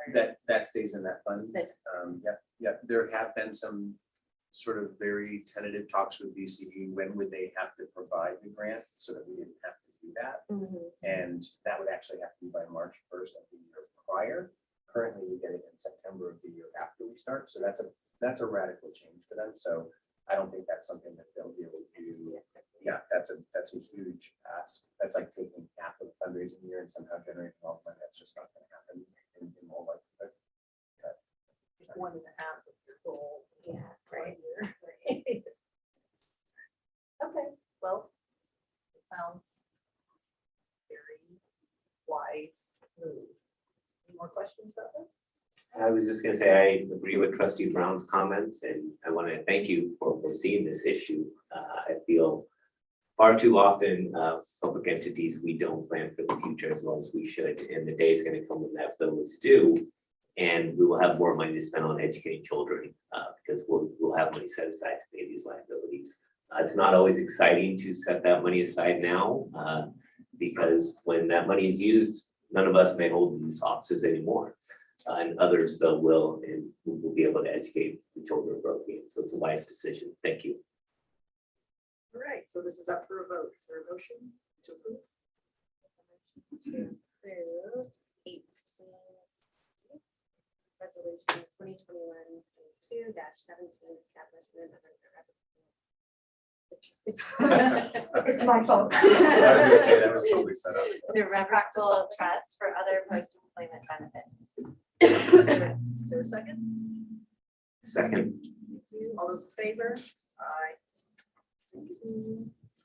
All right, 19A, resolution 2021/22-18, Day of Teacher and Teacher Appreciation Week. So we are asking, staff is asking and recommending that the board approve the resolution to recognize our BSD teachers. We mentioned earlier what a great job they do. Trustees are visiting sites because now that we've opened up a bit more, it's not just parents that can be back, but I know that all of you are visiting campuses and classrooms. So I would ask that the trustees pass this resolution recognizing the Day of the Teacher as well as Teacher Appreciation. Read it. I added a word. Okay. In support of Day of the Teacher and Teacher Appreciation Week, whereas teachers work to open students' minds to the magic of ideas, knowledge, and dreams, and demonstrate their love of learning in the classroom every day. And whereas teachers fill many roles as listeners, explorers, role models, motivators, and mentors. And whereas the success of more than 3,000 students in the Burlingame School District depends on the skills, knowledge, and attitudes acquired while under the nurturing guidance of dedicated teachers. And whereas teachers work collaboratively with the Board of Education, Superintendent of Schools, colleagues, parents, and others in support of our commitment to quality education for all youngsters. And whereas teachers continue to influence us long after our school days are only memory. Whereas National Teacher Appreciation Day is May 3rd, 2022, and California Day of the Teacher is May 11th, 2022. Whereas National Teacher Appreciation Week is May 2nd, 6th, 2022, and California Teacher Appreciation Week is May 2nd, 6th, 2022. Now therefore be it resolved. Now therefore be it resolved that the Board of Education of the Burlingame School District does hereby acknowledge the contributions of all dedicated teachers and recognizes May 11th, 2022 as the Day of the Teacher and May 2nd to 6th, 2022 as Teacher Appreciation Week, and urges parents, students, and the community to publicly show their appreciation for teachers and their contribution that improve our daily lives, our community, and our futures. Asked and with a vote. So, all right, thank you, trustee Mann. So this is up for a vote. Would anybody like to make the motion to pass this resolution? Is there a second? A second. All those in favor? Aye. Thank you. Thank you. Passed and adopted on this day. All right. And similarly, trustees, of course, in addition to our fantastic teachers and principals, we also have a lot of professional or classified staff that support everything that go on at sites, whether that's our custodians or our food service workers or our site. I call them administrative employees. We still call them secretaries, I guess, but I feel like we're a little out of date on that one. But all of the folks that really help us keep everything going, our aides, our paraprofessionals, just can't do the work without them. So we would ask similarly that you pass a resolution for classified school employees, which is May 15th. Anyone like to read it?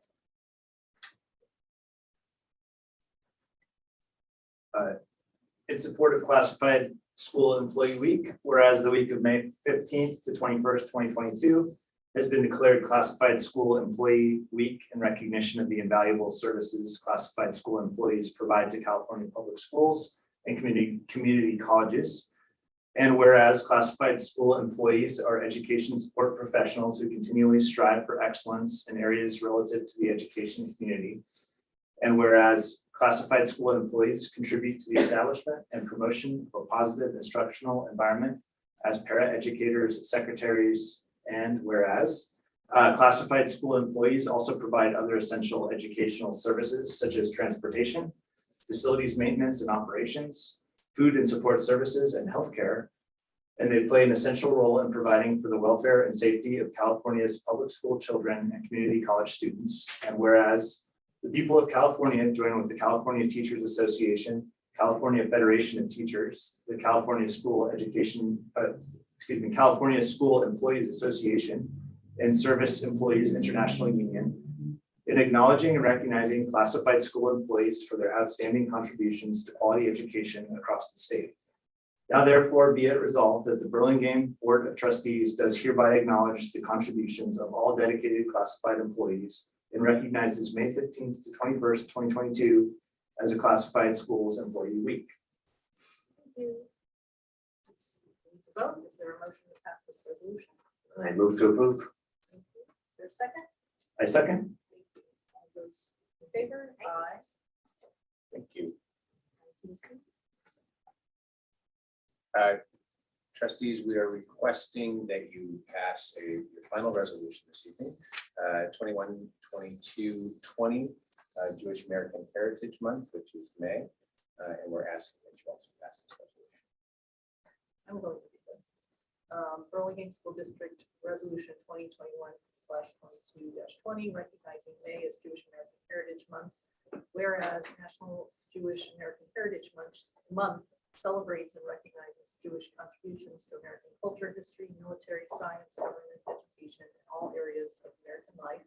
And whereas on April 20, 2006, the federal government proclaimed that May would be Jewish American Heritage Month, stating, as a nation of immigrants in the United States is better and stronger because Jewish people from all over the world have chosen to become American citizens. Since arriving in 1654, Jewish Americans have achieved great success, strengthened our country, and helped shape our way of life. And whereas the Burlingame School District is proud to serve and employ Jewish American students, parents, and employees. And whereas the history of Jewish Americans in American life often remains neglected or defaced by misunderstanding, bigotry, and anti-Jewish hate in the forms of crime and speech. And whereas issues currently affecting Jewish Americans, such as civil rights abuses, harmful stereotyping, harassment, and bullying, must be combated in the forms of education and awareness. And whereas There is a need for public education awareness and policies that are culturally competent for prescribing, discussing, or addressing the impacts of being Jewish American in all aspects of American society, including discourse and policy.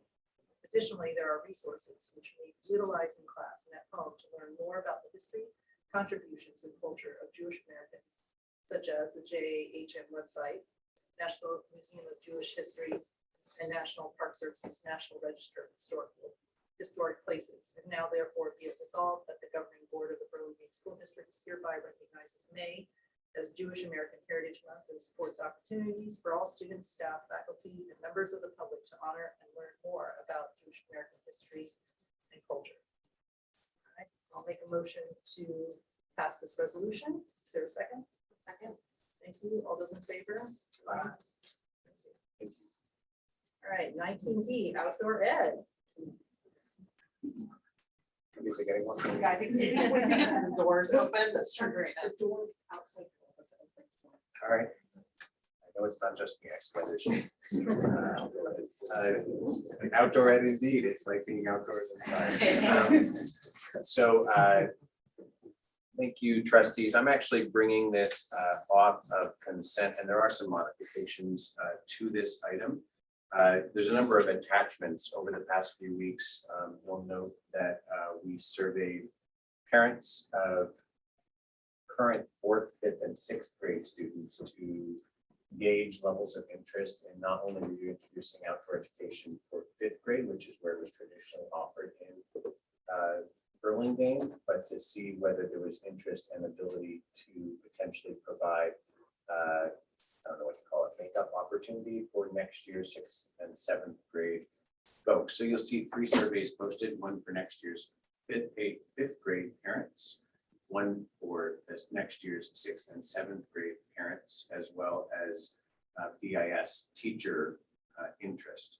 The reason that we had to do the BIS teacher interest is that traditionally it was a part of the 5th grade program.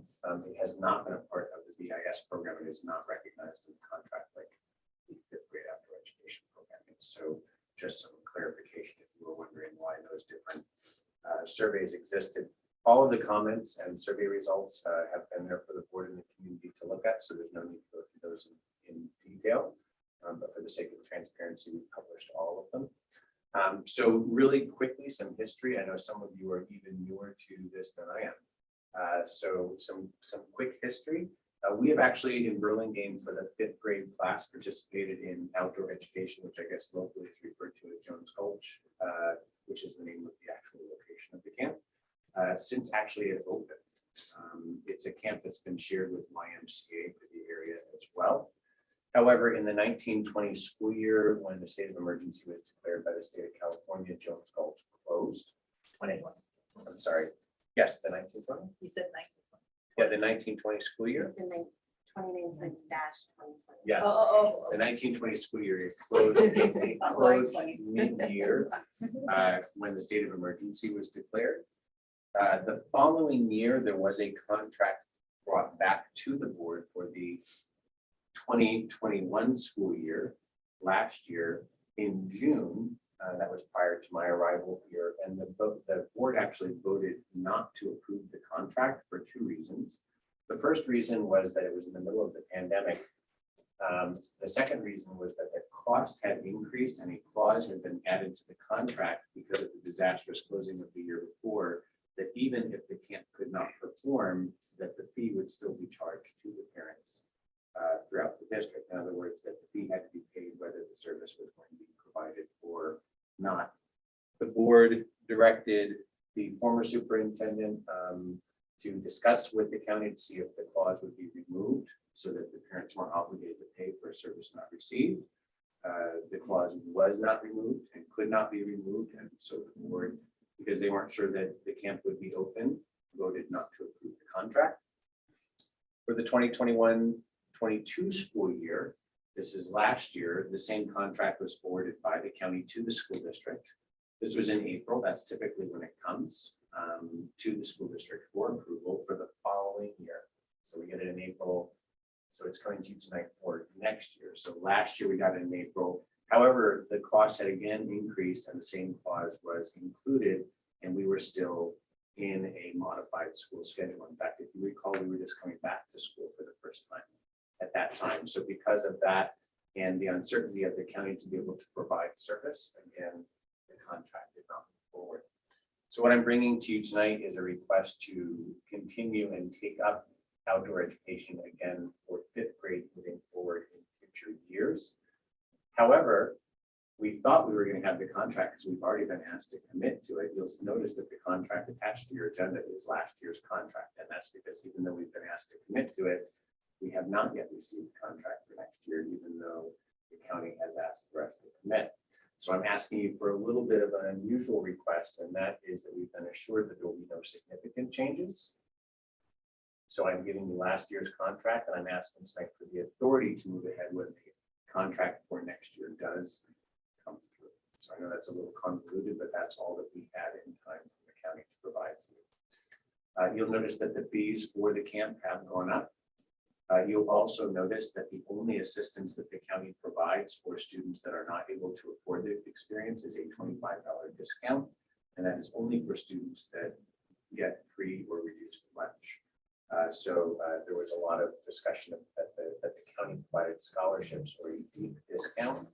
That's an inaccurate statement. If you provide a discount of $25, all of the scholarships that have been provided in the past have actually been provided by the generosity of our community, not by the county and not from the Amazon. So I just wanted to clarify those things. So when the contract came through for this year, I did meet with, I think it was mentioned earlier by Trustee Mudd, I did meet with and request from PTA Council that if we're going to re-engage in outdoor education, we have never budgeted for it before, and we've been having some budget issues. So I committed to PTA Council that I would be willing to budget for the teacher expense that runs anywhere between $25,000 and $35,000 a year in the district budget. A teacher expense, I think, is an appropriate thing for the district to be budgeting for. I asked the PTA Council if they would, on a pro rata basis, fundraise for transportation for outdoor education, if we were able to bring it back and if parents were interested in doing so. And then, of course, parents have always contributed a fee or a donation for their child to participate, as well as donating so that students that can't afford to participate can do so. So we've actually pulled the budgets from the past several years that we had outdoor education active. And I'm happy to tell you that actually our parents have always donated to cover the program cost, which is the cost for the cabin counselors, their children, and any children that couldn't afford to contribute themselves to go. That has historically been the case. We anticipate, based on the years that we've been able to find, which is 3.5 years, since that cost has always been covered, we anticipate that that would continue to be so. So the parent donation would pay for the program, the school district would pay for the teacher expense, and PTA will fundraise for the transportation expense. And that's what everybody at least has verbally committed to at this time. So all of the information is there, and my recommendation to the board is that you authorize me to sign the return of outdoor ed starting next year, with the assumption that all those costs would be covered as budgeted. I would provide you with the caveat that if the funding is not provided in the future, that you would then have the option to discontinue it in the following year because this is an unbudgeted item. Okay. Now, questions? And we have some public comments. Could you speak to the 6th and 7th grade survey results in the plan there? Yeah, interesting. The survey results are there. It's interesting that although the parents are expressing a high degree of interest for both next year's 6th and 7th grade, they're demonstrating less interest to fundraise for those that can't afford to go. It goes down pretty dramatically. And then if you look at the teacher survey, although the teachers are very interested in the students having the experience, they are not interested in chaperoning. So the upshot of that survey and my conversation with Erica, our principal at BIS, she, by the way, is incredibly supportive. It turns out that she went to the camp when she was here in 5th grade. So she tried to rally her teachers to provide enough chaperones. She's communicated that she can only find enough teachers to commit for 1 grade level. The other wrinkle in this is although the county is expanding the camp, so the YMCA has found another location, so the county is taking over the entire camp. They can still not accommodate an entire grade level at the middle school at once. So if the board decides to go ahead with providing the opportunity for a makeup year for either our 6th or 7th grade, we can accommodate enough chaperones for one grade, right? The camps do require certificated chaperones, right? So it's not an option to do it without them. That would be an extra expense for both the district and the PTA for fundraising as well as budgeting for a single year. And we would have to locate another camp. So because Jones Gulch is not large enough, right? So there's a bunch of ifs in there that we would have to think our way through, and we don't have enough information to give you a final determination on that tonight. We know that the interest is there and that we have enough chaperones for one grade level to go. So my recommendation this evening, which is in the agenda, is that we do it for next year's 6th grade if we can locate a camp that provides the outdoor education experience that's within a reasonable distance. Can you speak a little bit more to, you mentioned Jones Gulch wasn't large enough for next year's 6th grade. Just for those at home, why we can't break up the 6th grade class into multiple sections and send them in smaller pieces? Yeah, so it's a little bit of a different model, right? So 5th grade, including our teachers, feel a lot of ownership of the program. So for example, somebody suggested, well, in fact, they might have formerly been an elementary teacher. Let's just move the whole thing to the 6th grade. Well, there's a lot of ownership in 5th grade to the program. And we've been able to do it because every 5th grade class, the teachers of the 5th grade classrooms go with their students. If they're not able to attend because of a conflict that's approved by their principal, then they actually replace themselves with somebody else at the school site. So it's really staffed by the school sites. It's very different when you go to the middle school because it's not one teacher, one classroom anymore. There's single subject teachers, and we have to cover for, so like if you're teaching humanities or science or mathematics, you probably are teaching 6th, 7th, and 8th grade classes. And so we have to not only find subs, but we have to cover sometimes even within our teachers to cover enough classrooms to find enough chaperones. Because it's not just one class, one teacher.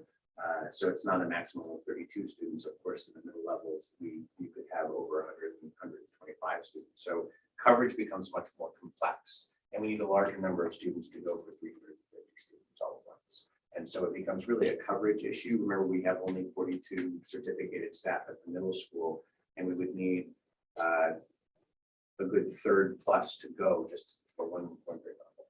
Right now, we have 14 that have said they're willing to volunteer for this. We have 14 that have expressed interest. And we need how many? All of them. All 14. Yeah. And what's the stipend? It would be the same as the contract. And that, so it looks We like, anticipate a similar cost. okay, so it looks like the willingness to donate to the tuition over and above is about 4% difference. Mhm. And have we found are there any after eds that are vetted? Just the ones you found. Yeah, so was that a leading question? Yeah, okay.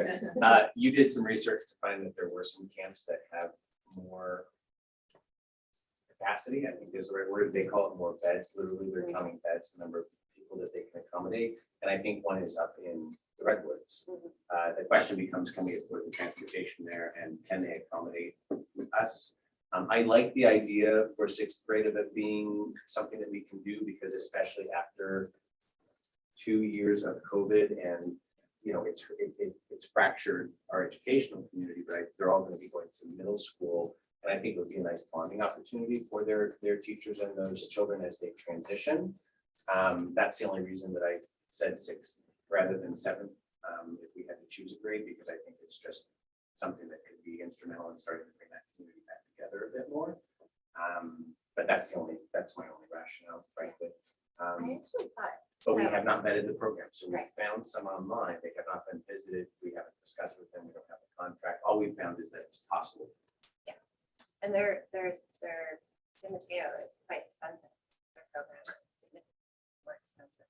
Yeah, so I think And people have pointed out that the expense of the camp has gone up fairly dramatically. I have had a number of people send me emails saying it was only $300 from 5 and 6 years ago. I wasn't here. I do know some facts in my discussion with the camp as well as with staff here. So they are taking over the entire camp, meaning the county, for outdoor ed, and they have remodeled the camp, which evidently came at quite an expense. Doing construction and remodeling on publicly owned buildings, as we know from our own facilities, is very expensive. And they had to close down for over a year.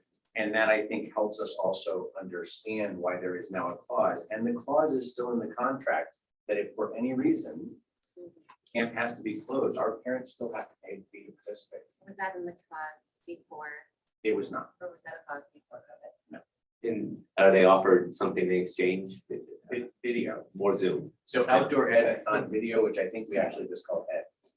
Gotcha. With respect to next year's 6th grade class, do we have the whole calendar academic year open in terms of when we could do this, or are we restricted? We don't know. So frankly, I don't want to invest more staff time until we have more direction from the board. Because if you say, yeah, not interested, then frankly, we're just wasting staff time and we don't have a lot of staff anymore. So there's it looks like 93% of the parents said that yes, they are interested in doing this for the 6th and 7th grade. For 6th and 7th, and we had a fairly high response rate. So is there a scenario where we could say, for the next 2 years, this becomes a 7th grade thing? And that would allow those grades that missed to go. So this year, or next year, sorry, 6th graders wouldn't go, but the incoming 7th grade class would go. And then the following year, the rising. You can try to navigate it however you like. I think that if we have to choose one, I think we need at least a rationale for it, and the idea of bringing that community together a bit more is a good rationale. So if we have divergent thinking, that's why it's for your discussion and decision. Right. I mean, the other thought that I had at some point, maybe we talked about it, was that it would be actually a great, I know the 5th grade teachers love the program and want to do this, but it would be an interesting thing to bring as a tradition to the IS. That was not well received by our teachers. No. And I would say not just the 5th, but 5th also grade feeling they're losing it. the BIS But I will- results came back very clearly. That Yeah, I was going to say the idea at the secondary level, and you also have an increasing. So I was a secondary teacher, and I was an elementary principal. It becomes far less cool the older you get to do stuff with your teachers at school. And so I think that also is true to some degree for the gestalt of starting to teach the older kids. So we're very clearly saying that this is not something we're interested in at least even 1 year. So the idea that we're going to extend that thinking that everybody will commit to also a 2nd year, I don't know that I can say that that's rational thinking. Like, I don't know that we can just extend that they're going to be willing to do so for 2 years. Correct. But one thing that we did talk about is possibly shining a light on volunteerism through PTA at BIS and where they could potentially take on, So the camps require certificated chaperones. not as an outdoor activity. Sort of what I wrote in my questions to BIS, sort of an alternative. If there are things that parents or PTA want to do as far as an alternative, that's allowed currently. So if PTA wanted to organize something and just have parents do it, but it just would not be an outdoor ed experience, which specifically is instructional minute bearing. In other words, it's the reason we can do it during a school day is it counts as a school day, right? Which means that you have to have not just any certificated teacher, but the teacher of record with the kids teaching. That's how we get to count it as school. With the certificated counselors you spoke of, could you just speak of why that can't just be a parent that volunteers and says, I'll go ahead and be it? Counselors aren't certificated, so there's 2 types of counselors that go, right? One of them we call cabin counselors. They're actually former graduates of Burlingame that are in high school. They don't get compensated, but part of that program fee pays for them to go because the camp does charge for their cabin counselors as well. Charges the school district. That's part of the bill with that. The counselors that we send, we also send counselors, meaning adult counselors. And that is because even though everybody gets really excited about going, this is essentially a sleepaway camp that is also school. That's what we call it on the East Coast. They call it that here too. Okay. And so even though everybody's really excited about going and you get all the rah-rah and how excited we are, you get all the separation anxiety and some folks being away from parents for the first time and having interpersonal issues that they might not have if their parents were there. And so we actually have adult counselors there as well to deal with those issues. So Those are professional, though. those are our counselors. Yes, they're, I believe they've been our counselors historically, right? Are on the ones on staff. Not the cabin counselors, the social emotional.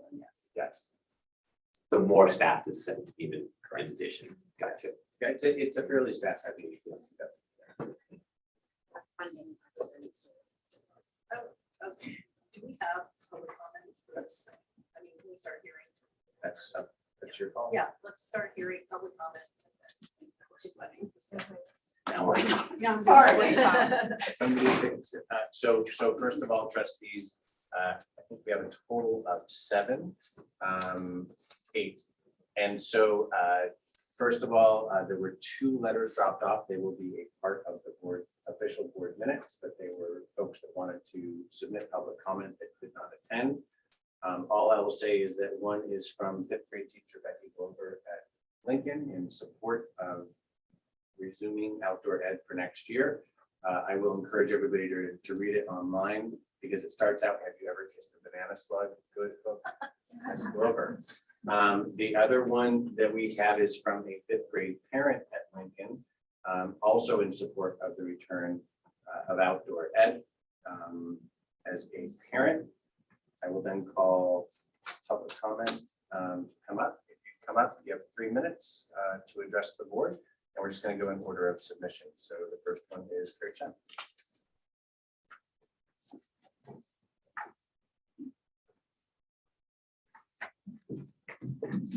A little shorter. Good evening, Superintendent Malpanitas, Burlingame District Board members, staff, and community. My name is Carrie Chen. I'm the parent of a 4th grader at Washington and a 7th grader at BIS. And I'm here tonight to share my perspective about outdoor ed. Personally, my life has been impacted by outdoor ed and the field trips that I experienced in nature during my school years. These profound experiences led me to pursue a degree in environmental biology, a master's degree in environmental education, and then work at notable informal science nonprofits that led outdoor ed and field trips for over 20 years. It was there that I saw firsthand as an educator the impact of these experiences. And to say that I'm passionate about field trips and outdoor ed is an understatement. Not only are these experiences memorable, but there is also robust scientific research that has been conducted as to the true impact of these programs. A study conducted by the U.S. Travel Association found that 59% of students who attend field trips have higher grades than their peers. And multiple studies have shown that learning at formal and informal field trip venues increases student interest, knowledge, and motivation. These types of experiences boost lifelong success for the students who have access to them. Yet access is not always equal. For many students in our community, their time outside the classroom does not include family trips to local museums, zoos, aquariums, or even a hike because of their challenges. I was heartened to see in the materials for tonight's meeting the district's plan to bring back outdoor ed for next year's 5th graders and also hopefully the current 5th grade students. But I was disappointed to see that no plans were made for any type of replacement experiences for the current 6th and 7th graders at BIS who missed outdoor ed due to the COVID pandemic. When viewing the survey results provided, which have already been discussed, there was overwhelming support from both parents and staff.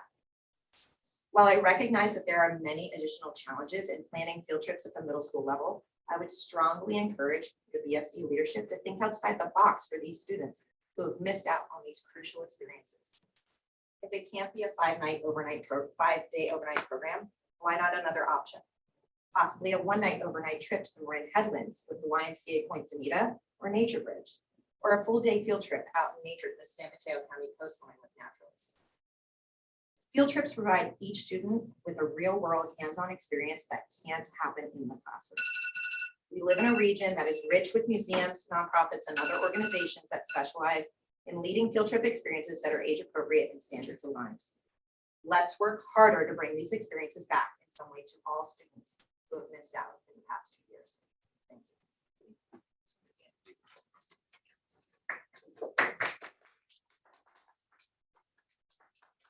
Next speaker, Amy Sukumar.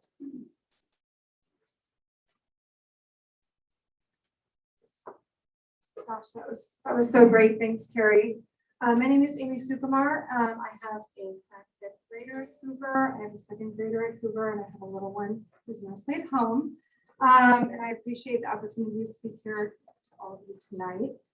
In reading through the comments from the outdoor ed survey, it's clear our community enthusiastically supports the continuation of this program for fifth graders.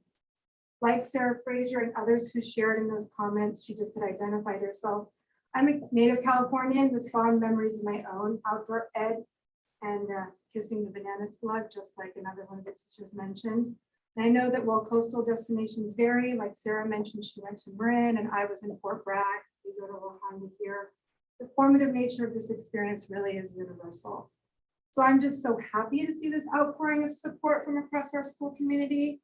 And I'm personally committed to working with site and district leaders to fundraise for this effort, because the direct impact on our kids is so clear. I also want to extend a huge thank you to all of those teachers who continue to lead this program, which means they're away from their families for a full week. We appreciate you. And while I recognize there's a lot to consider in planning outdoor ed or another type of makeup educational experience for our kids who've missed out, our rising 6th and 7th graders, some rising 8th graders, given my experience in this community, financial support for transportation and scholarships is not an obstacle. And this moment provides an incredible opportunity for all of us to come together with a clear vision in this district. I know our full school community will rally at the chance to fund an experience for all who've missed out. I want to thank the Board of Trustees and the district administrators for continuing to support this program for fifth graders as it appears the recommendation generated by the district office. Thank you. I want to thank you for your efforts to consider providing a makeup for those rising 6th graders and ask you to consider planning a makeup experience, if not outdoor ed, perhaps bold country or another fresh and creative opportunity like those Carrie shared for the others who've missed out. We're so lucky to have such a dedicated and thoughtful group of teachers and administrators here in Burlingame. I trust they can devise a plan to provide a meaningful makeup experience that is also logistically feasible. And in closing, I'm raising my hand. I'm committed to that, to help lead any necessary fundraising efforts. And I'm appealing to those families throughout our district to join me in doing right by our kids. They deserve it. Thank you. Next up is Andrea McMahon.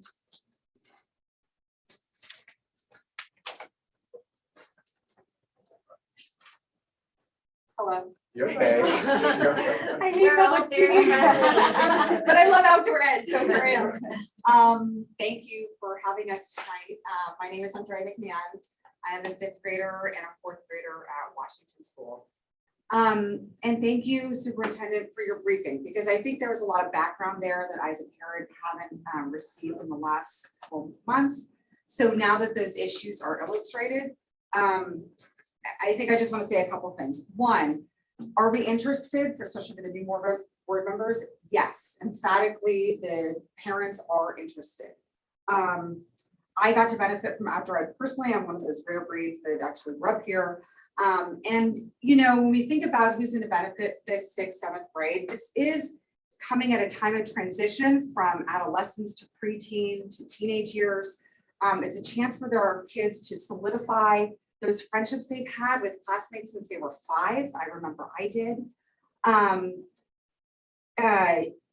You know, it gives them a taste of being independent. You talked about with the counselors, you know, is it cool to go for a week and get away from your teachers?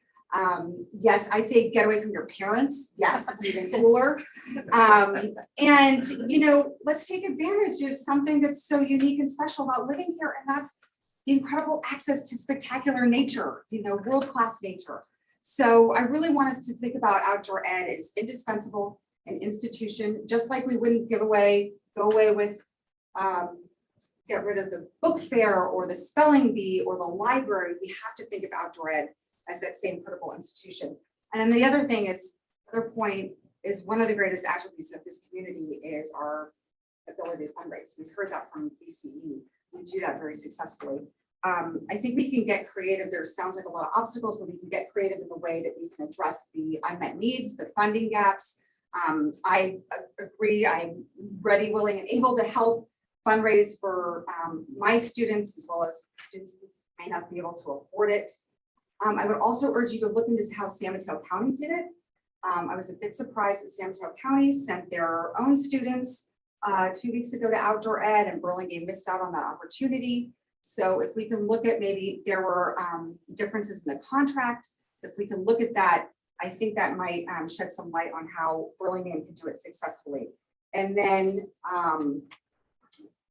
yes, maybe we need, as you addressed all of the different obstacles, maybe we need some kind of parent community liaison group task force to help address all of these issues about getting outdoor ed operational for the next couple of years. And I would certainly be willing to help get that off the ground. So thank you for your time. Thanks. Thank you. Next up is Christina. Sorry, I think I didn't hear it. Yeah, Sorry, Christina. no problem. Hi, board and superintendent. I just wrote this tonight, very off the cuff. I have a fifth grader at Washington, and I echo what my fellow parents said. And I just want to show my support for the outdoor education program, very important. Outdoor ed is something our children have looked forward to since they first learned about it in their early elementary years. Through the recent survey, an overwhelming majority of parents have made it known that we support outdoor ed continuing in our district. We ask you to allow current and last year's fifth graders to attend as space allows next year. We also care deeply that all students who missed out during the pandemic be given the opportunity in the future, that is this year's seventh graders. We have made it clear that we are more than willing and able to fundraise to fill the gaps. For Burlingame students, this is an irreplaceable education and social experience that we hope you value too. To sum it up, our community is passionate about outdoor education, and it would mean the world to our students if you would give them the opportunity to have this experience of a lifetime, especially considering all they lost during the last 2 years. Please understand how important these memories are for them. They will never get their youth and this special time back once it's gone. Please approve this agenda item for them. Thank you. And last speaker on outdoor ed is Nicole Copus. I think before I could go, Oh. she may have written in the comment. She wrote, just want to voice support of outdoor ed for not just fifth graders, but other grades who have missed the past few years. That was the last one. Yes, All right, thank you for. we have one on non-agendas. All right, so any more comments about that? Yeah, I can start. So I've certainly heard a lot about this issue. I live in the Washington community, and I've heard from everyone. And I was. Are they talking about it? What's that? Are they talking? It's been spoken about. It's been spoken about. But I was really happy to hear, Chris, your feelings in terms of understanding the history of it. In just your short time there, you understand that. It has value to. I also went to Jones Gulch when the teacher spoke, so I know about the banana slug. So stayed away from it. But you know, it has value not just to the children, but to the parents. I called my mother last week and asked her about Jones Gulch. She remembered immediately and told me that I better appreciate it. That it was only $60 back then. But so, that's a lesson in inflation. yes. It launched into a story how she complained about my sisters did not enjoy it, but that's beyond the point. But I'm happy to hear what we're doing with the 5th grade program. I'm very interested in the 6th grade program as well, but there are very real logistical problems with that. But I'm very, very interested. And then I would just also point for the record that while we have heard strongly from a lot in our community that feel justifiably so that we need to do this program, there are also those in the community that also feel my kid needs more time in the classroom. You know, we miss time, and that has value as well. So I just want to point that out.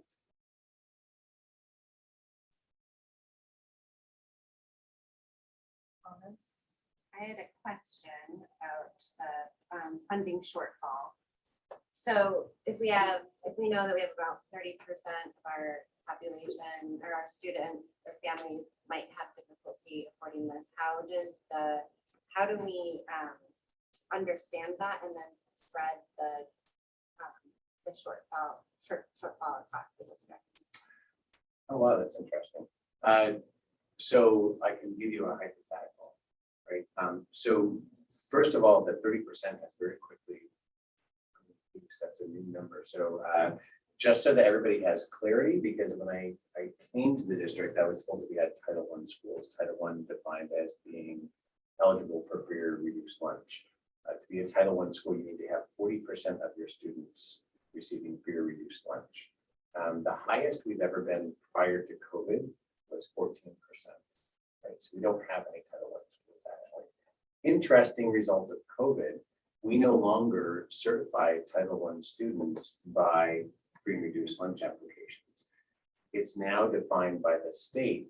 They direct certify folks based on somebody that attends your school accessing public assistance sometime in the last 12 months. By doing it with that methodology, our Title I population went from 14% to 18% overnight, which is probably a more accurate picture for the district. It's just getting everybody to fill out those applications and reporting it has always just been a little bit of a nightmare. I'm sure principals and teachers can tell you all about that. So 18% is technically socioeconomically disadvantaged. I'm saying this because I want to sort of draw a distinction. So why are we saying 30% if only 18% of our families actually are Title I or socioeconomically disadvantaged? That's because for the Bay Area, socioeconomically disadvantaged as defined by the state and federal government is less than $32,000 in an entire household for a single child family. So we have expanded that to say what percentage of our families are making under $70,000, because if you look at local cost of living, that would be a family that's really struggling to get by. Just based on local rents and the cost of living, utilities, groceries, transportation in San Mateo. So we know it's at least 30%. It actually might be more. So I just wanted to point that out. So how do we cover the shortfall? I don't know, except that the only item in our budget that was specifically budgeted for prior to my arrival was this camp. So I can actually pull the specifics for every year that we participated. And that's because the county required any district going to the camp to budget for it in that way, which is, by the way, great practice. I wish we'd done it for every department. But we can actually pull and we can see that the parents in this district have consistently, we've called it different things, a fee, a donation, we can call it whatever we want. We are allowed to charge a fee. Outdoor education is one exception in the state of California that we can charge a fee for public education. And that the parents in this community, and it's not necessarily always parents of 5th graders, other people donate as well, have always covered that program expense so that 100% of our kids can go. So I don't know, since I lack the experience of having been here to see it happen, I can't tell you how that's happened, but I can look at the financial record and tell you that it has definitely happened every year that we've done outdoor education. I sort of remember historically in years past, like they'd sell popsicles or whatnot, like they'd have like a fundraiser that was like or like aside from parent donations, where then that money would go. So it's I'm done. the oldest person here, so I There you actually go. can Talk tell you about what it. it's like. This is like Yeah. 4 years Check out ago, two my times historical go through data. outdoor.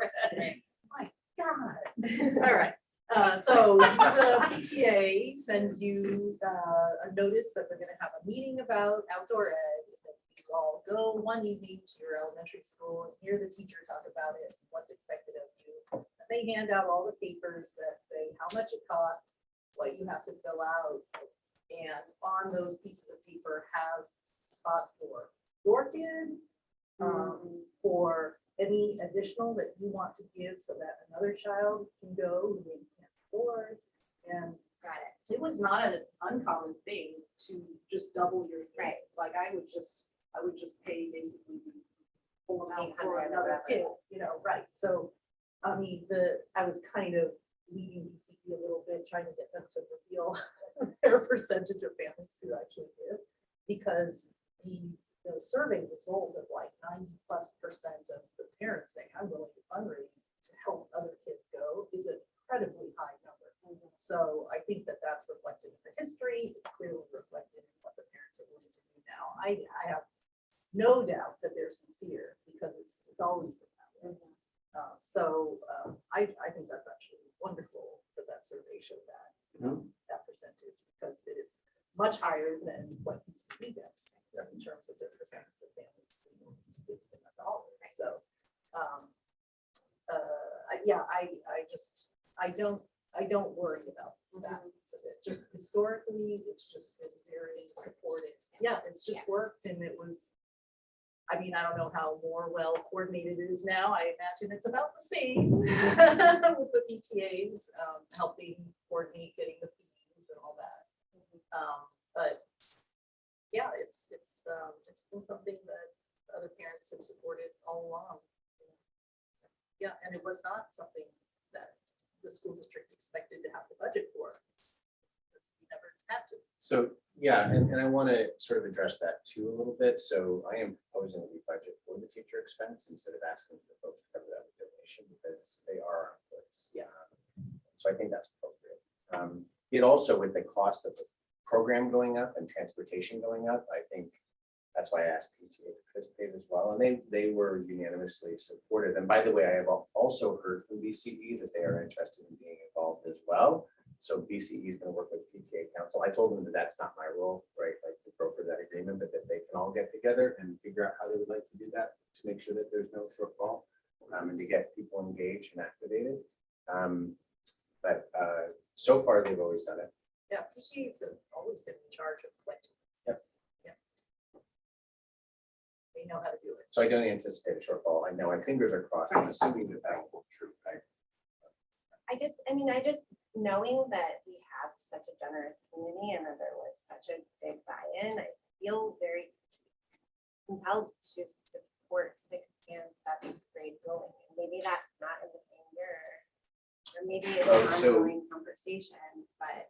So you can suggest that we explore it, but you cannot compel folks to volunteer to chaperone. I understand that. So that's the limitation, right? So just to be clear, you're also asking us tonight for guidance about next year's 6th grade class. So like the the board proposal to that I staff. put forward, and you can break it apart if you'd like. So my first recommendation was that I approve that you give me the authority, since I don't have an updated contract as I was promised, that you give me the authority to sign it on your behalf, assuming there's no significant variance from the prior year contract. Understanding that the clause is still in there for lack of performance, they are not going to take that out. That's been clearly communicated, that you allow me to sign that on your behalf when it comes through for next year's 5th grade. Next year's 5th grade.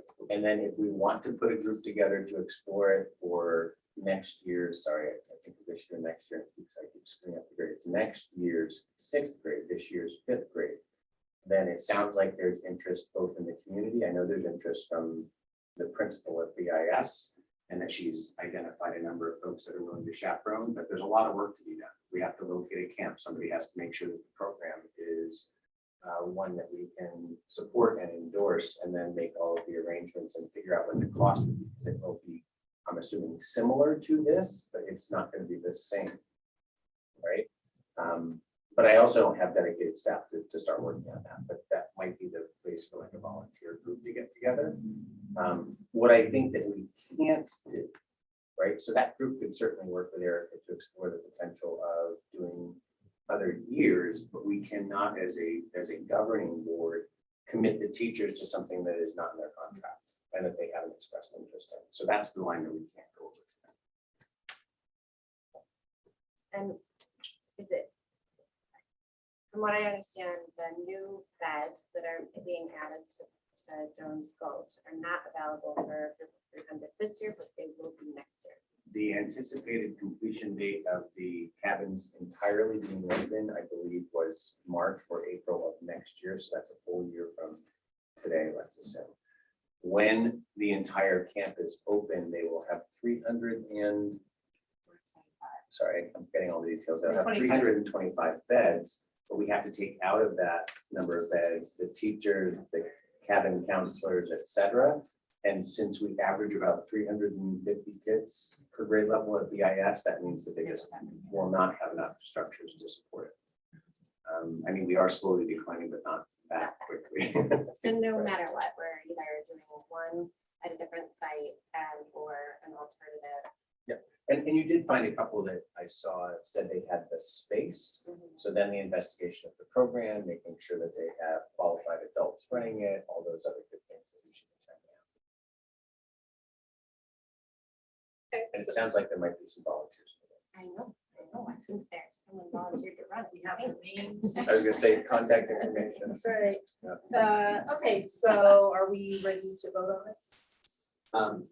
For just fifth grade, just sixth grade, and I have think separate It votes? would be to approve the contract for next year's fifth grade for outdoor ed, the contract with the county.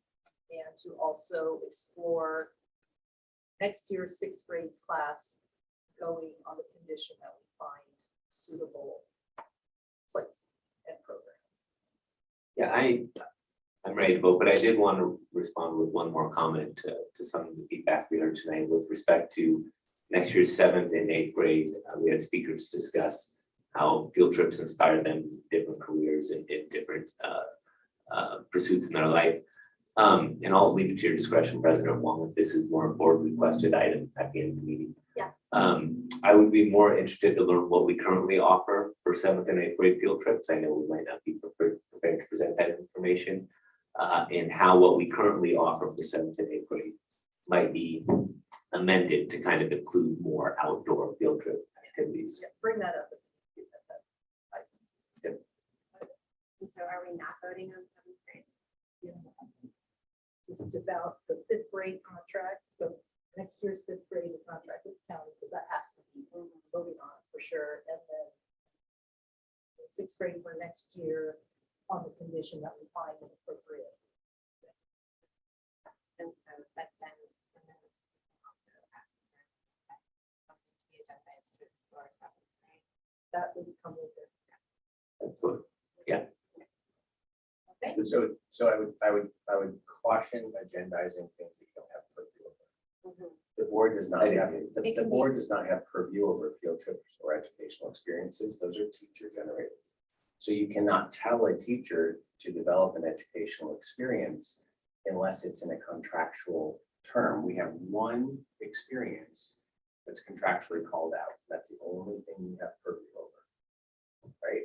Any other field trips or experiences are completely at the discretion of the teacher, and they are considered an educational freedom. You have no purview in that area, right? So you can ask to discuss things as a board or have presentations made, but you cannot tell people what to do in that area. It's against the law. Okay. So how you word your request. Correct. I will word it very carefully. Okay. All right. Thank you. Any more about this one before we vote? So it's clear, right? It's the contract for next year's fifth grade and the exploration of the sixth grade. And I would ask that you raise the request that, so I need you to grant me the authority to sign for fifth grade with the county for outdoor ed when it comes through. You will still get that final contract after I sign it on ratification on consent, like the rest of our contracts. And then I would ask that you do an exploration supported by a trustee and volunteers if they're interested for BIS, because we can't just ask Eric to take it on her own. She has a school. Yeah. Okay. So with that, so somebody currently here would like to volunteer to explore that for BIS? So Lisa? All right, is there a motion to approve it Item where we own. on 19B? I move to approve item 19T. To sign the contract for fifth grade and form the committee to explore sixth grade possibilities. I'll second. All those in favor? Aye. Okay, thank you. All right, 19E, California Voting Rights Act regarding PSC by-area trustee elections. That's a mouthful. So we began exploring, and there's another survey attached to this evening's agenda. The board directed me to determine if there's any interest in the community to support the district moving to by-area elections through the California Voter Rights Act. Currently, we are an at-large district, meaning that a trustee, such as yourselves, can be elected from any address within the boundaries of the district to serve as representatives for the entire district. By-area elections means that a demographer would come in and identify 5 districts, since we have 5 trustees, 1 per district, 5 areas or districts within the school district, and trustees would be elected from those specific geographic districts. There's an entire process that we would be presenting to the board about probably in June, if we'd like to move ahead with this, about how those maps are developed and formed. And the process takes quite a bit of time, so it's going to take a while to get off the ground. However, I'm asking for the board to move ahead at this time. We have not been subject to a CBRA lawsuit at this time. Our city has been, and they lost. There's no way to fight a CBRA tort. It doesn't happen. It's sort of automatic once it happens. We have not yet been subject because we've always had representation on our board. However, it begs the question, if our board becomes not representative of majority minority communities in our district, we are eligible for receipt of a lawsuit the following day, right? So that is a possibility in the future of the district. And so I would recommend that we move forward with a CBRA districting process prior to the eventuality that we ever become subject to the lawsuit. So the timeline that I'm proposing is actually in the agenda, and that is, excuse me, that is that if the board asks me to move ahead, we only got 44 respondents on the survey, and that was after me doing a lot of prompting. So it doesn't tell you that it's necessarily a hot button topic in our community. However, the 44 that responded understood the need to do it to avoid potential litigation, as well as it being in the spirit of what the California Voters' Rights Act asks municipalities and school districts to do to help folks that might traditionally experience barriers to access being a trustee, provide them with fewer barriers. So we would be looking at finding a demographer that specializes in creating maps sometime before the next board meeting on May 31st. The June board meeting, I would be locating council. I've already done so to a degree. I've spoken to the county council and asked if they'd be willing to do a presentation to the board about the process to go to by district elections or by area elections in June. And they have tentatively agreed to do so. And then the resolution to begin that process would come to the board in August. Which would then mean that we start holding public meetings to actually look at different options for maps. And of course, the demographer would have to determine whether they could come up with majority minority districts within our school district. People are confused by that. What does that mean? So the demographer would specifically have to look at our latest census data to see if they can draw maps that would create a majority of voters in an area from a large minority group that lives here. So that's the specific purpose of the CBRA by area election process. It's not to draw equal maps by geographic regions. It's to create areas where a majority of the voters in those areas are minority voters. Okay. that's everything in a nutshell. I know it's a lot to think about. There's a lot of technicalities. I know some of you started reading about it a little bit. Any questions or discussion is up to trustees this evening. How long did it take the city to go from receiving that lawsuit to approving their districts? Over a year. Oh my God. I mean, we need to act well. So let's say this board hypothetically doesn't have an Asian person anymore on here after November. Unless we can perhaps talk one in. Um, so. It doesn't well, have to. To regain. Yeah, right, so it would be very important. I mean, does the process have to take that long? Once you're in the process of trying to move to by district, then the person can't sue us anymore, is that right? Good question. So in my discussions with the board and getting to know the last board, the reason that I started this process and asked the board to give me direction was because, yes, if we are actually looking at and engaged in the process, it provides protection from litigation because you're engaged in the process, as long as it's done in a good faith effort. So the board directed me to do so. I've surveyed, I'm bringing it back to the board tonight, and I'm giving you a timeline and a path forward. I'm guessing that if we pass a resolution in August, that the board would have maps approved for the next, and then you have to rewrite them every 10 years for the new census data. But I'm guessing we would have maps approved. I don't think it'll take us over a year. I'm guessing it would take us less than 6 months because I just don't think it's going to be that contentious. And I've done it for other districts before, so I'm not super concerned about the And process. then it would affect the 2024 election. Correct.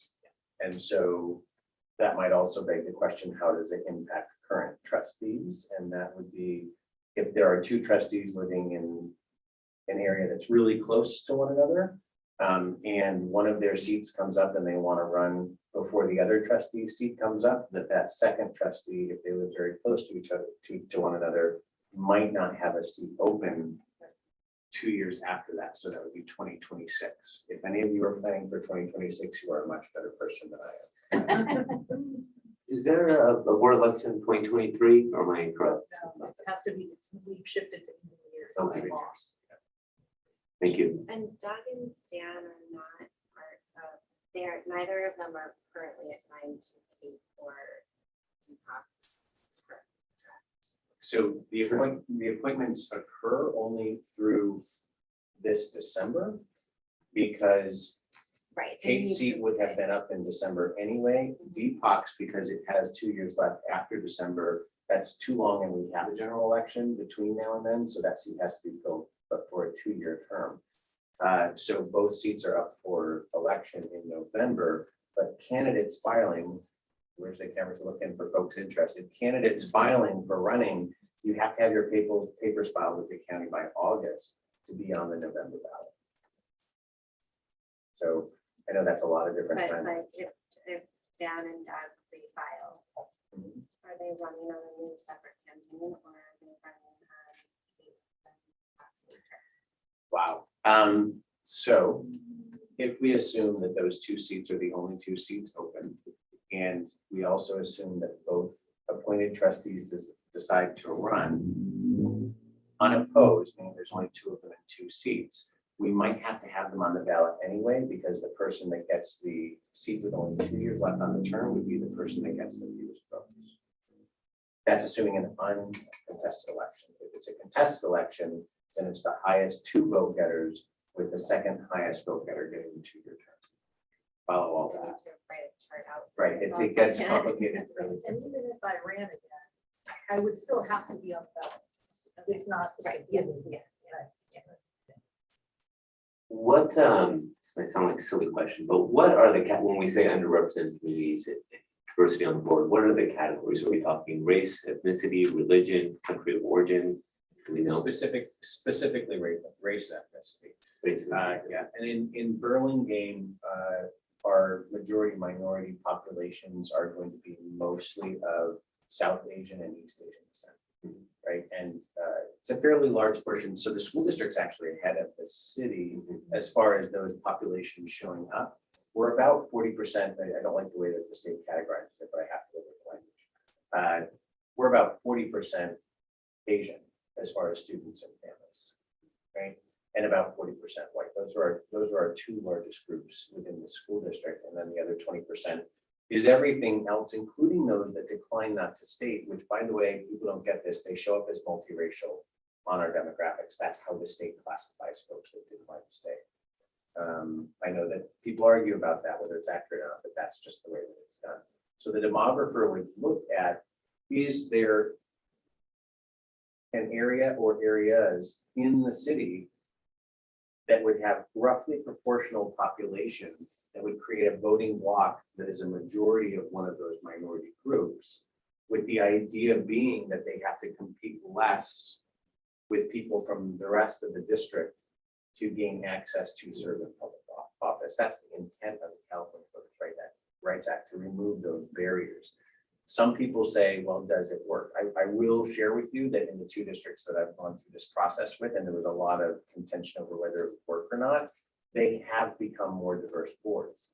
The difference is that those are large districts with very competitive elections, with a lot of money in those elections, because those seats are the first step of engaging in professional public service. Burlingame School District has typically, with one exception in the last 15 years, had no contested elections because we struggled to get, as a small district, enough people just willing to volunteer to do the job. So I'm not anticipating that there's necessarily an explosion of competitive elections, but it does allow us to remove some barriers for some of our minority communities that might feel intimidated by running. That's the intent. And Burlingame City just went through this. So if we take a look at their Yes. districting And, areas, like their districts aren't the same, and that's because we serve, our school district serves a larger geographic area than the city, because we serve some unincorporated portions of the county in our school district that the city doesn't serve. So we do have slightly different maps. Will that impact something? No. I've already asked the city if they're willing to share their maps and their demographics with our demographer, and they have indicated that they're happy to do so. So hopefully that saves us time. That's my goal. I think it's also important, the demographer that we hire cannot have knowledge of the addresses of any current trustees, correct? So there can be no allegations of. I would recommend that, but that's actually not a true statement. Oh, okay. So, but that is what I would recommend, so that it can be done independently rather than, so the demographer, if you ask me to move ahead and we select it, the one that I would be looking to use is the one that's known as the best in the state is actually called Davis Demographers, and it's located in Davis. That's sort of in the title. They will actually present to the board and ask for criteria that the board wants to consider in developing those maps. So typically what a board will say is, and I have seen boards say, our home addresses, right? And by the way, that's legal, right? I would suggest that a board not engage in that, because that actually tends to gerrymander a map. We all have seen that in politics. We all know that phrase.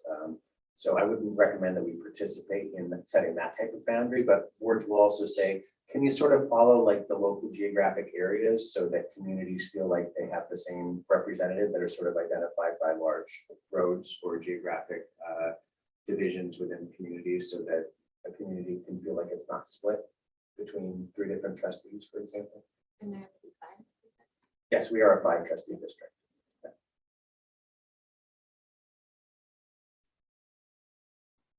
So what I need tonight from the board is just direction to move ahead or not. I don't think we need to vote. Yep, we just need to gather input as the president and so move ahead or not. Yeah, so what do you think? I- Move ahead? Yes. Yes. Yes. Looks like we're moving ahead. Right, so I will follow the timeline that I suggested. Thank you. Item 20, the resources, staff, student composition update.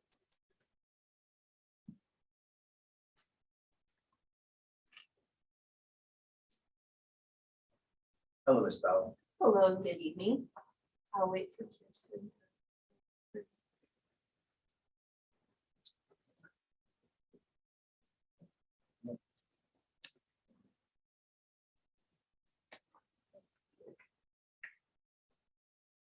I'll be able to pull it up in a PDF, not in Google Slides, so don't use this. Probably not. Well, I'm about to present to you a very short slide deck that is going to encompass our staff and student composition. So as you know, the goal of the districts has been able to provide our students with a diverse staff that they can look at and see themselves in. So not just speaking in regards to cultural, but also in their gender. So as you can see in the first slide, it's specifically categorized as gender. So I don't think you guys can see it, I will read it to you. Pretty easy slide. It is a very easy slide. So currently our staff gender identity is going to be male at 21.9%. And our female staff gender identity is 78.1%. So I would just also like to justify that last year, our male staff identity was at 20%. So there is a slight increase in the male, and there is a slight decrease in the female at 80% last year. And as you can see, our students are almost neck and neck, half and half. So 47.9% for female and 52.1% for male. Now, if you go over to my very last slide, told you it was quick. Our last slide is going to be the same color, is going to represent the same ethnicity. So obviously our biggest one is going to be the orange, and that is going to be our composition of our white staff members, and that is at 59%. And that is a decrease from last year at 0.9%. And our students are at 48.1%. This is our first year that we will have a Pacific Islander for our staff at 0.7. And so that kind of is coinciding with our Pacific Islander for our students at 0.8%. We have an increase this year in our Asian staff population at 13%. Last year it was at 11.3. And you can see that our students were at 35.5, so we still have a ways to go to get up there. We've remained the same in regards to our Hispanic population for staff at 21.2%. And for our students, we are at 10.6%. And we have also remained steady at 2% for our African American population. So in past years, there hasn't been accurate data taken in regards to our staff and student, well, mostly our staff, I should say, our staff diversity. So we are going to only really be encompassing last year, this year, and going forward. This is everyone, not just teachers, right? Correct. So this is all staff that are within the district. And even our interns that we have. Correct. Any questions? No?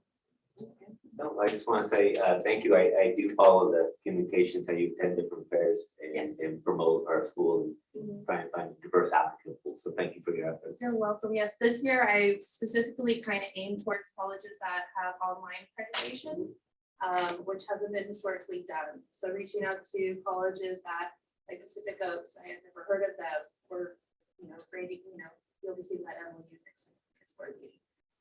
So we found a lot of student teachers through there that are interested in Burlingame. So yeah, a lot more opportunities to be out there. Thank you, definitely. Thank you. All right, now we'll move on to public statements related to non-agenda items. Yes, we do have one statement for a non-agenda item from Brett and Donald Rouse.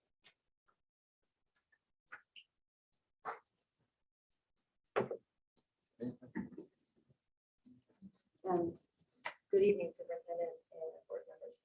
Danielle Reynolds. My husband just put the blue slip in for me because I was writing it. I emailed you all in early March about the masking policy, and then followed up later in March when I didn't hear back from anyone.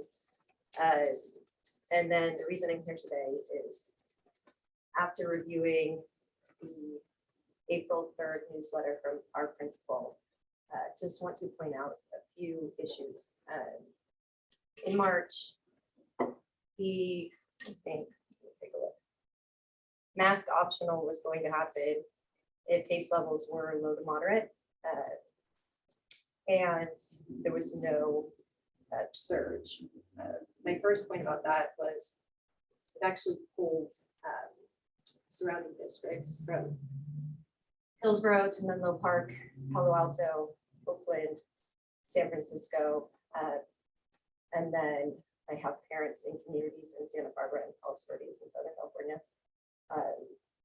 All of those districts follow California Public Health state guidance in unmasking March 14th, but also not having any caveats. And the confusion for me in particular are these various caveats. And when I received the principal's newsletter on April 3rd, the caveats changed again.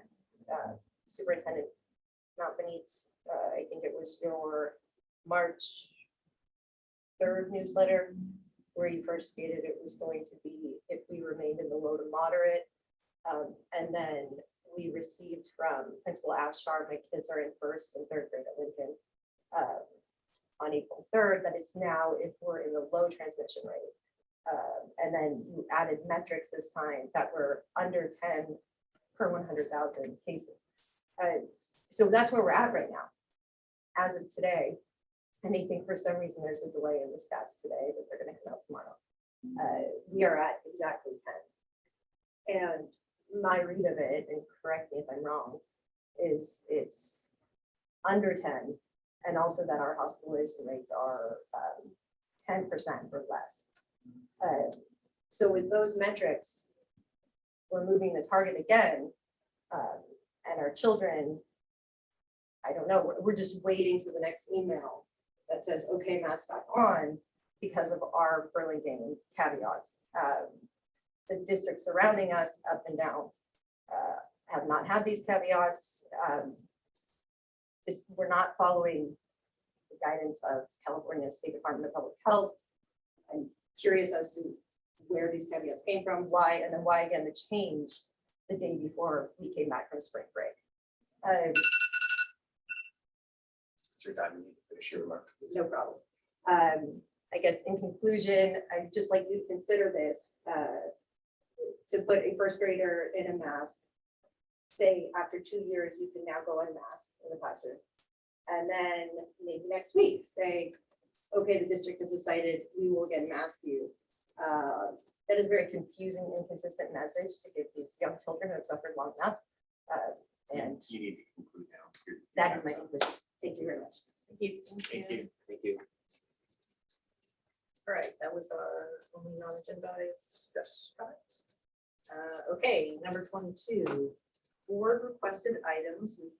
We can cross off the Roosevelt pilot bill schedule. On there is still the presentation on K-3 literacy efforts, and it's their suggestion for adding to this list on board requested. Are we on? We are. Okay, I would be very interested to learn more about current field trips offered to 7th and 8th grade students at BIS.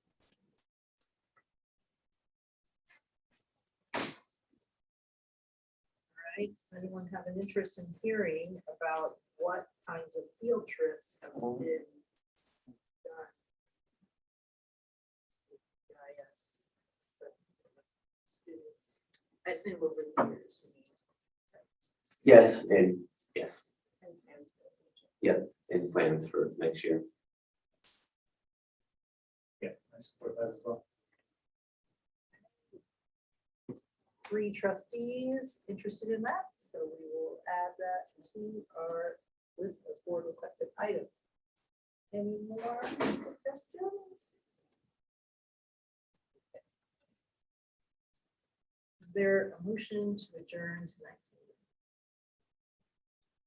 meeting? Okay. Is there a second? I'll second that. All those in favor? Thank you.